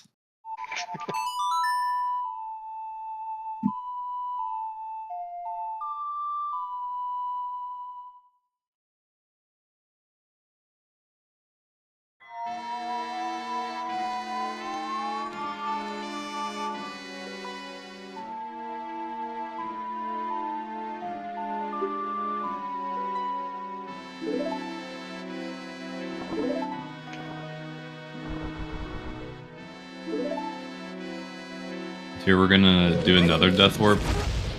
This room kind of sucks because you can't soar out of it until you leave. So pretty much always have to death warp here, or you lose a lot of time. We're on side ops. Yep. We have now hit the 2-hour mark. Oh man, ZFG raid. My stream is buffering. Thank you, ZFG, for the raid. Ranker Z. This is going to be a little bit more interesting than the last time we climbed Stone Tower with ZFG. Yeah, we will not be blast mask covering for 15 minutes.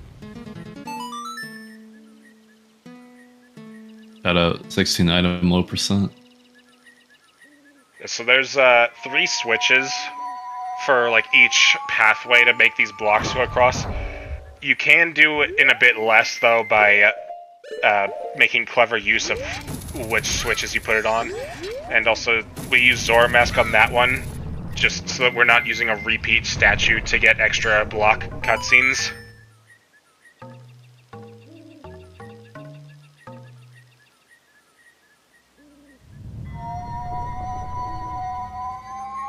There's some tech climbing Stone Tower. Yeah, a lot of it is fast aiming. Yeah, I do keep the camera pointed at the wall there for lag reduction.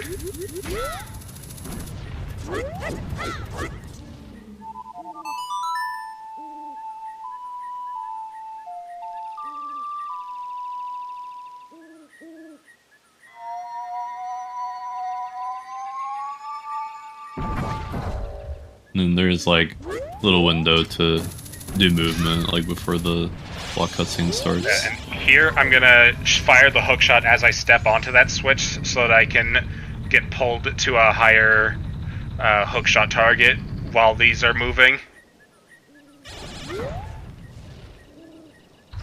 The hookshot doesn't look like much, but it's really awesome.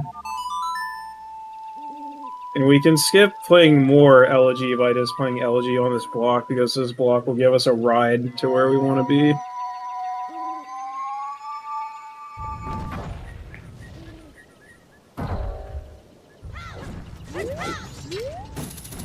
Had they called the block Uber real quick. We're gonna do Eumeus the is same definitely trick. standing on the switch. Yep.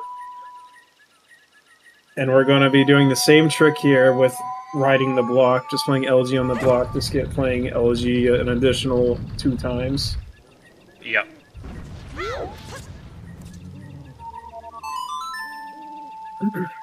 Yeah, so I suppose it's time to break the facade. The songs were out of pitch. In Stone Tower, I was playing them lower pitch towards the bottom and higher pitch towards the top. I thought it'd be a fun detail.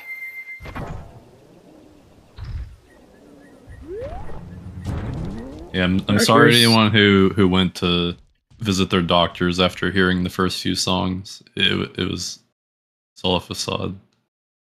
You, in fact, did not need to see an audiologist or whatever word Eumeus made up.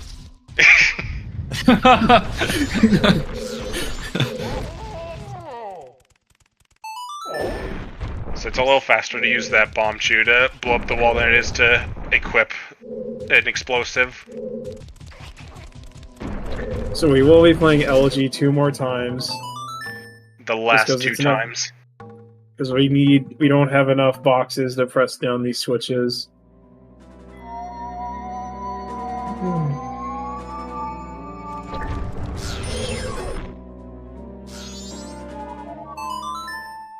The final elegy.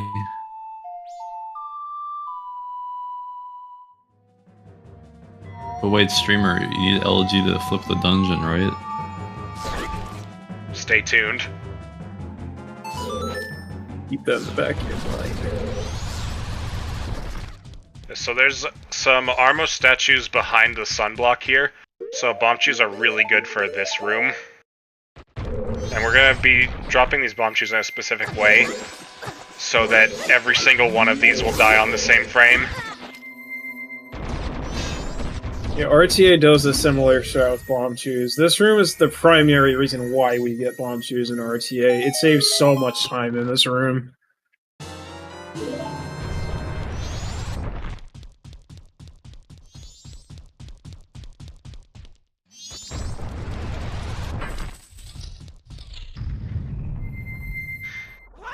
Oh yeah, there's gonna be a quiz later, so everyone who came in from the ZFG raid is gonna have to borrow someone's notes. I hope you've been taking notes. Especially the Goron side hop one. So you don't need to knock all 3 of these out. You can just knock 2 of them out and then get on top of this. And the longer you hold the mirror shield on these mirrors, the longer they'll stay charged. Despite what it looks like, I was holding the mirror on it. Alright, this next room is really cool. Normally you're supposed to use Deku Link to get across with the fans, but we're not going to do that. Yeah, someone mentioned earlier during Goron race about flying Gorons. They were right. It was foreshadowing. The Gorons can indeed fly. You believe hard enough. They're really cooking up that foreshadowing in the writer's room. There's another use of ice arrows. It's a little bit faster to use them on Garo Master than Yeah, so other the ice arrows both damage him and stun him, so they're very powerful against him.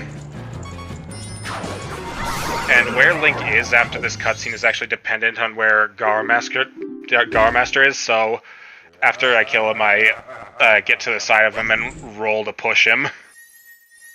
Now we're at low health again because, of course, we're going to be dying again. This is the last death we'll be doing in the run. And that's our last bomb shoe use. We're going to use it to die. Yeah, the 2 chews will collide with each other, and there he goes.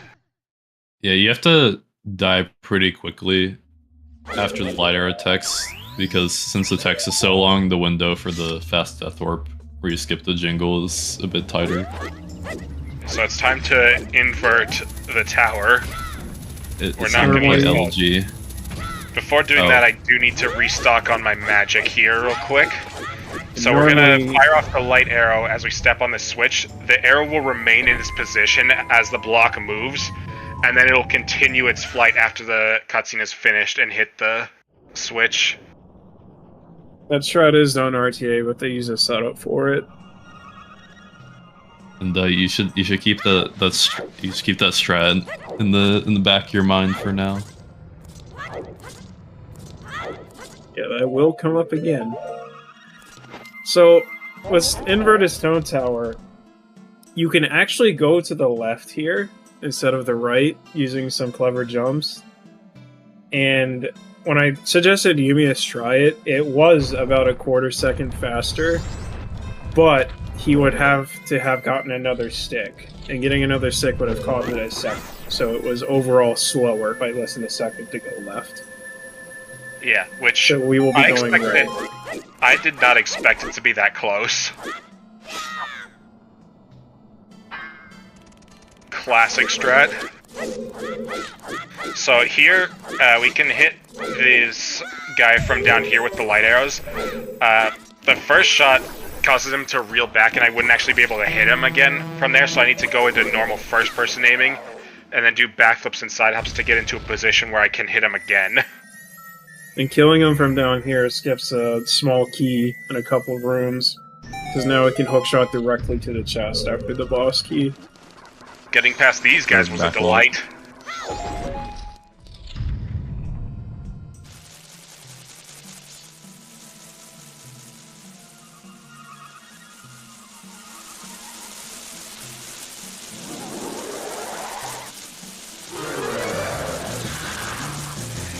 So after you hit him with the light arrow, if you're quick enough, you can actually hit him twice. Yeah, when you shoot him with the light arrow, like, the bats keep flying away, like, until you hit them. So, at least, like, it's easier to do, like, the longer you wait after the light arrow. Which is why in RTA you usually see top runners shoot the first light arrow right at the start after the cutscene, and then they'll do movement and then do a double hit. Need to refill magic there. So since the guy is dead and the chest is there, we can actually use the Giant's Mask chest to hookshot up. It's a little bit precise, not too precise. You can also grab the Giant's Mask. Oh wait, no. Yeah. I guess. Wait, why didn't you get the Giant's Mask? I guess we're not doing that. Yeah. I gotta wait on that you have to use that bar to get out of the way before I can shoot that switch.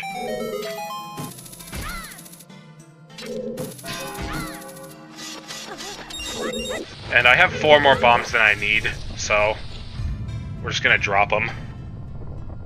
Fun. Wasting your resources. So Twin Mold. This was the second longest thing it took Eumeus to TAS. Yeah, so Twin Mold has 20 HP, Fire Arrows deal 6 damage to Blue Mold, and Ice Arrows deal 6 to Red.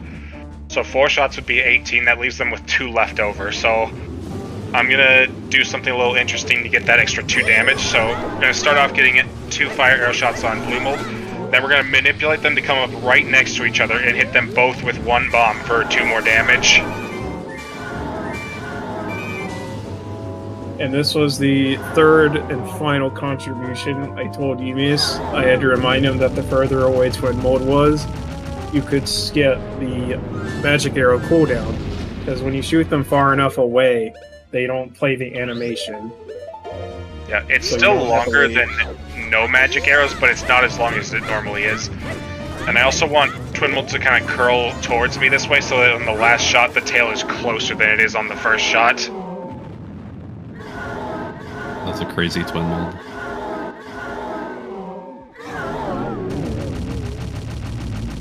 Yeah, so this took the second longest thing to test. The first longest thing was the rupees at the very start of the rupees at the very beginning. We're wasting some magic there. That is not... Yeah, that's intentional.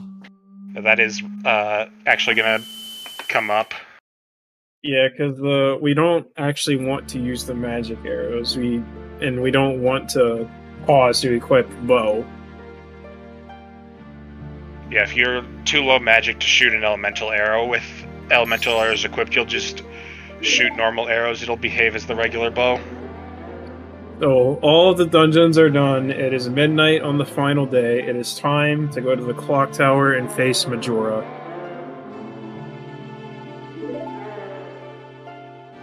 Just after one more long cutscene with the giants, we play Oath.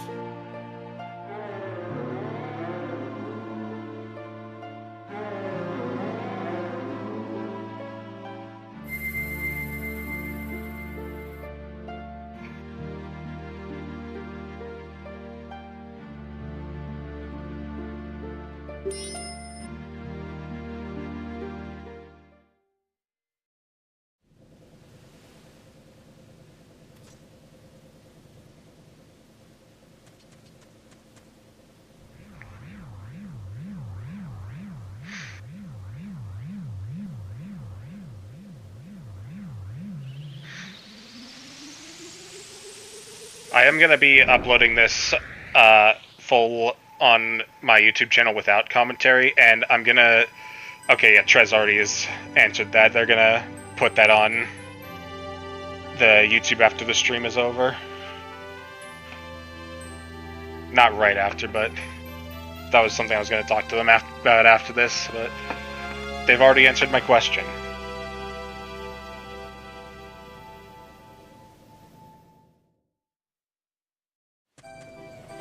So we've got a couple more long cutscenes to watch, but we're in the home stretch. Before that, we have to enter the clock tower. Yes. Which is... The movement here is actually not... It's not as... it's not as simple as you would think it is. So it turns out the fastest way to do this is actually to go back towards North Clocktown here, and then just kind of roll around the perimeter. Yeah, it skips climbing the ledges, human, and we want to be Goron anyway, so it works out.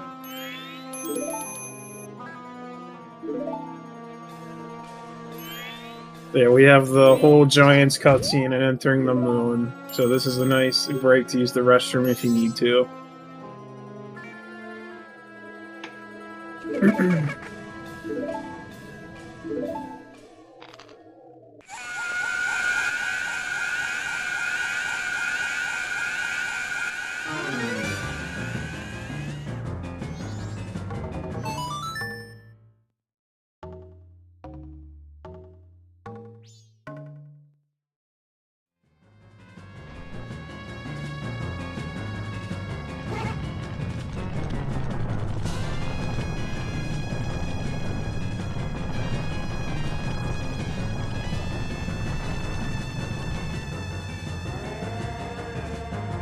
I actually first saw that clock tower movement in a Lotad that Kita did, and I thought it would be fast maybe if I just polished it up a little bit, and it was.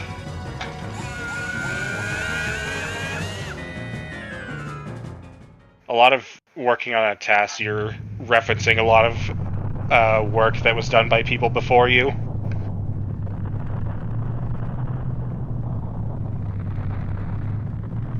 And as is tradition with any Majora's Mask TAS or Lotad reveal, this is the time to do some special thanks.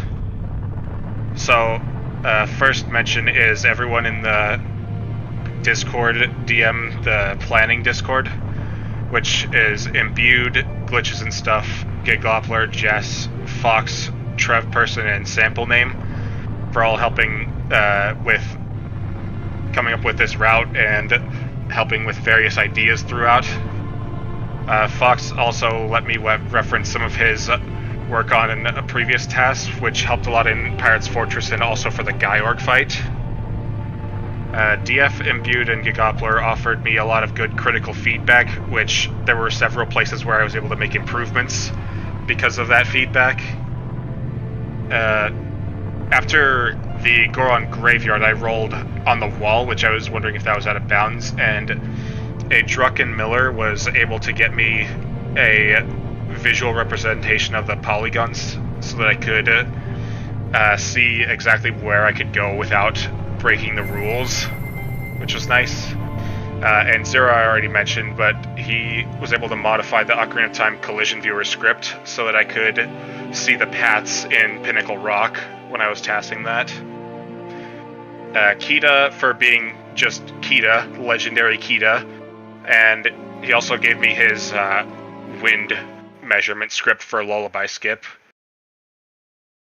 Exter's made a really good chart documenting all of the random drop rates from different things. And then lastly, Bruce Schenkel for helping me with encoding this. I encoded this in multiple different plugins, so the video is spliced. The TAS itself will play back without having to splice it all. But to make the video prettier, I encoded it in a few different plugins to avoid some graphical glitches, and he helped me a lot with getting that to go together seamlessly. Yeah, it is important to know this task did not need to be spliced. It was just for YouTube presentation.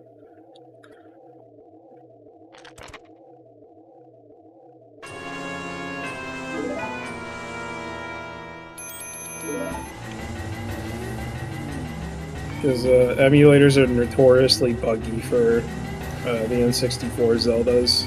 There's a lot of graphical glitches.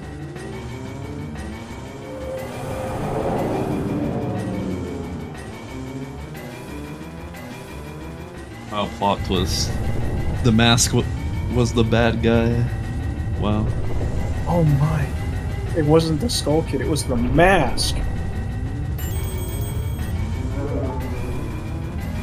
So that's why they call the game Majora's Mask. Oh my god, I didn't put it together. I just got my mind realized blown. this. Thank you for this insight. By the way, the moon in this game is not to scale to the real moon in real life. Yes, it is. Oh. Also, the moon in this game is made out of cheese, while ours is not. So anyway, we're gonna be fighting Majora now. The last thing on our to-do list. There's one little thing here going to this kid. You can only talk to him while you're facing him, so by doing a little bit of camera manipulation, I can get Link facing him as soon as he takes off the mask.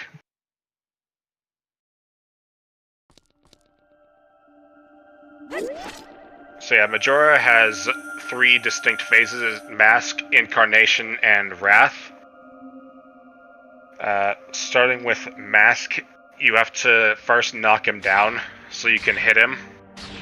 There's a few different ways of doing that, but there's a cool task strat you can do for that. Normally he's supposed to be guarded from the front, but if you shoot an arrow at him just right, you can actually still hit his back.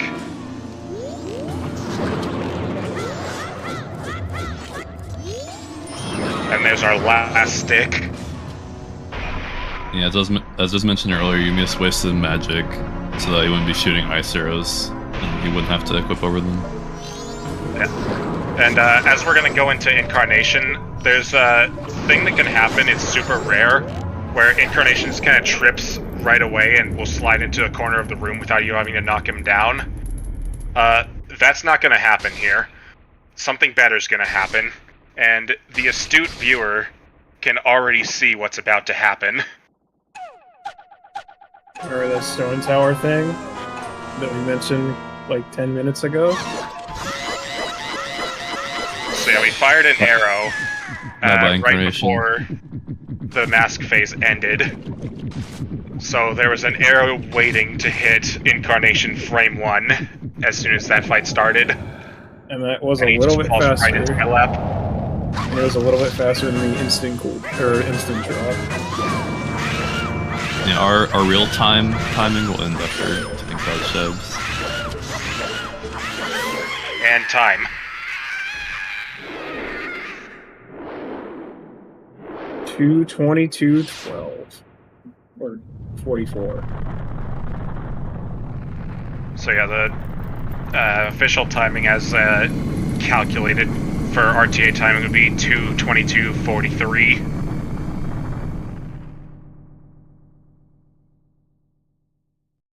See, when Eumeus finished this task, I guessed the time to be 2:21:32, and I was only like a minute off. I was hoping it gets up 2:20, but it's just not possible. And I have asked Eumeus if it would be possible, and he thinks he could only improve this by like maybe 10 seconds. Yeah, it's definitely not a lot of room for improvement. Yeah, so basically the two biggest points of improvement I could see would be getting the night transition just a tiny bit better, so that you could do the pop-up in the laboratory and not have it be pointless. And then also there was a text box in the intro I had to waste a little bit of time on to get the 50 rupees. But over the course of this task I learned a lot about manipulating RNG efficiently, so I feel like it's not impossible that I could get that better if I were to do it again now. I'm hope you guys enjoyed this task. It was really, really fun to watch, and when Eumeus was making it, he was sending me and Jess work in progresses for feedback and just to see what we thought. It was really fun. This is like a year and a half worth of work, and Eumeus, at least the actual task itself, he did all by himself. Yeah, this feedback from other people, obviously, but this is the first full game task Eumeus has made on his own. Yeah, the only other full game tests I did was with OMG a Tree back when we did the 16 item low percent task. And for my fellow nerds who are curious, the final re-record count for this task was 498,587. That's a lot of re-records.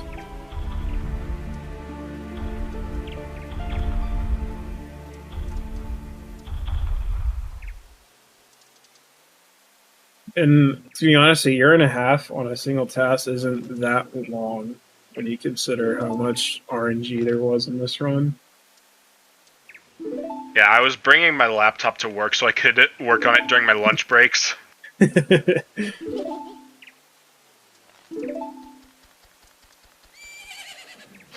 So yeah, this beats the current RTA record by 17 minutes, roughly. These RTA runners gotta step up their game.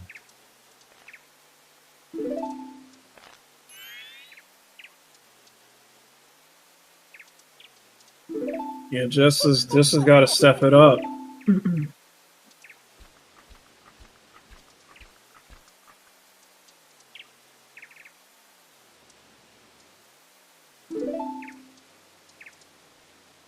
But yeah, that was the Majora's Mask Glitchless test. I was very much anticipating this. This is one of my favorite categories in this game. This and 100% NMG are just like so good in this game. 9% NMG task next, surely.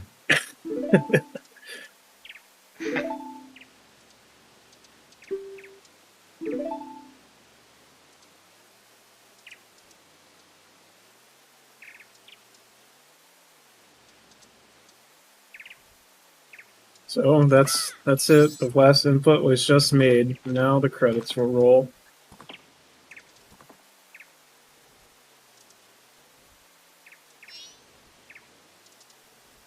GG. And thanks to ZSR for letting us host this reveal here. Of course. It was quite the insanity to watch.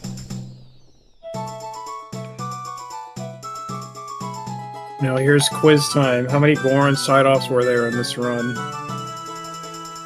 I'll give you a hint. I don't even know. I don't know either. Plot twist, none of us were keeping track the entire time.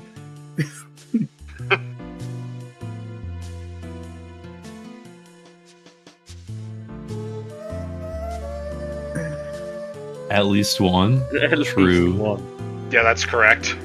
That is a correct answer. No, I'll be a bit more bold and say there was at least 2. That was also correct. Great Crazy. question. Go on. I'm gonna be- Alan. If you keep going, eventually it won't be correct. True. Let me really bold and say at least 10. Ooh, Jess is cooking.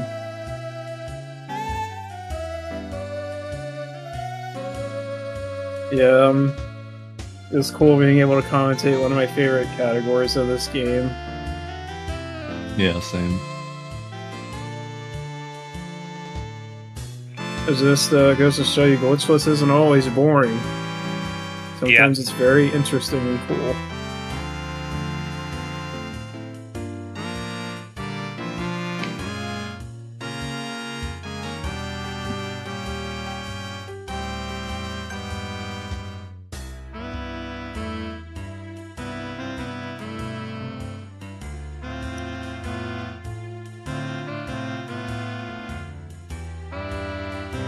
Eumeus, after I get a Goron side-op count, you gotta put it in the YouTube description. Yes, that is mandatory. Like, Alright, under I'll- re-record count, you have to put Goron side off count. Alright, I'll get on it.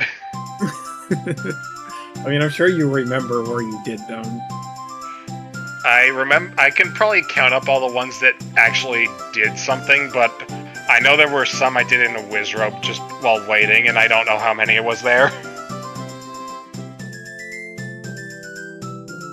Yeah, I think the highlight for me was definitely Great Bay Temple.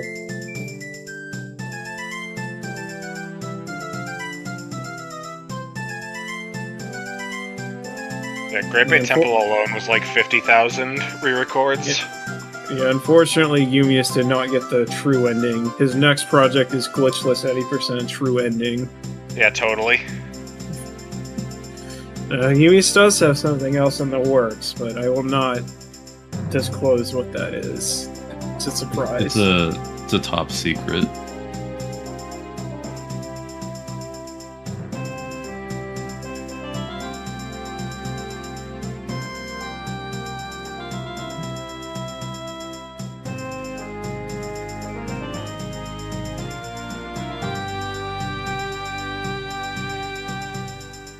All these love- masks. I love Majora's Mask credits. Music is so good. It's even better when you get all the masks in the credits.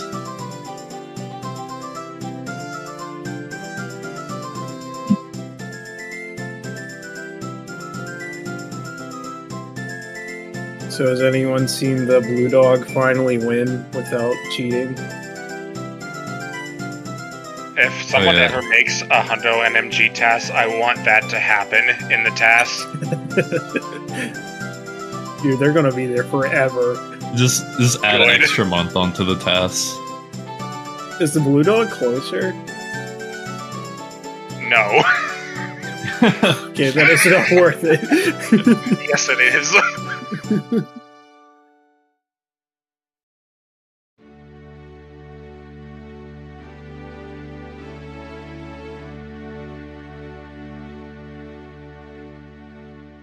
That's a time loss I would be willing to buy for a task. Just to see Blue Dog win.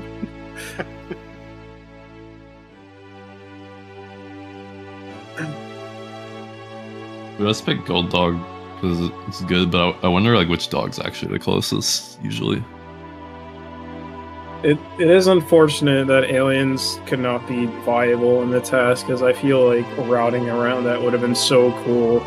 It's just there's not enough things to do, and the one thing that would have made it worth it isn't quite possible. Yeah. Yeah, the original idea for doing stuff between aliens waves was actually because of a glitchless Hundo route that me and Butte and Gigo were trying out. And Eumeus tried to incorporate something similar into this test, but it didn't quite work out.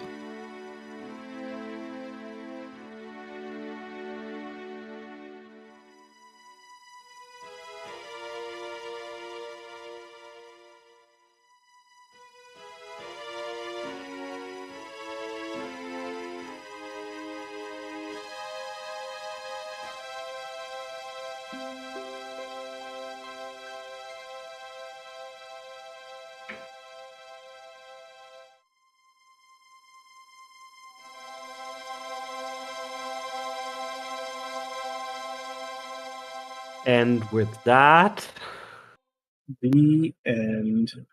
the end indeed. That's the Yes. game. By the way, yes, as I mentioned, this will of course go up on YouTube, on the ZSR YouTube tomorrow night. But of course, I imagine Eumeus is gonna put it on their own YouTube as well. Yeah. Yeah, and we'll have the VOD of the commentated version on ZSR. Sadly, have to wait 24 hours. Twitch demands so, but maybe I'll just risk it. But yeah. I don't think you guys would get in trouble if I did it, right? Probably not. I'm not gonna risk it if it makes you concerned. I mean, you can definitely put just a video up. As for the VOD, that can be a little tricky, and like you'd put in more work than it's worth because it's already there. It's just hidden. That's so. Yeah, I just need to publicize the video. Yeah, and it's same for us. Like this is already there. I just need to push the button tomorrow. Yeah, it's already on YouTube. It was unlisted because he wanted a preview with me and Jess so I could figure out what to talk about. Yeah. All right. Thank you so much, everybody, for watching. Big, gigantic shout out to Eumeus. Thank you, DF and Jess, for being here. And Eumeus, I guess you get the last word because it's your TAS. I don't know. Thanks for watching. I enjoyed working on this task, and it was a pleasure to premiere it here. Yeah, thanks to Eumeus for making it and ZSR for hosting. And my last words, nice hot dog. And Of stream. course. And stream. GG.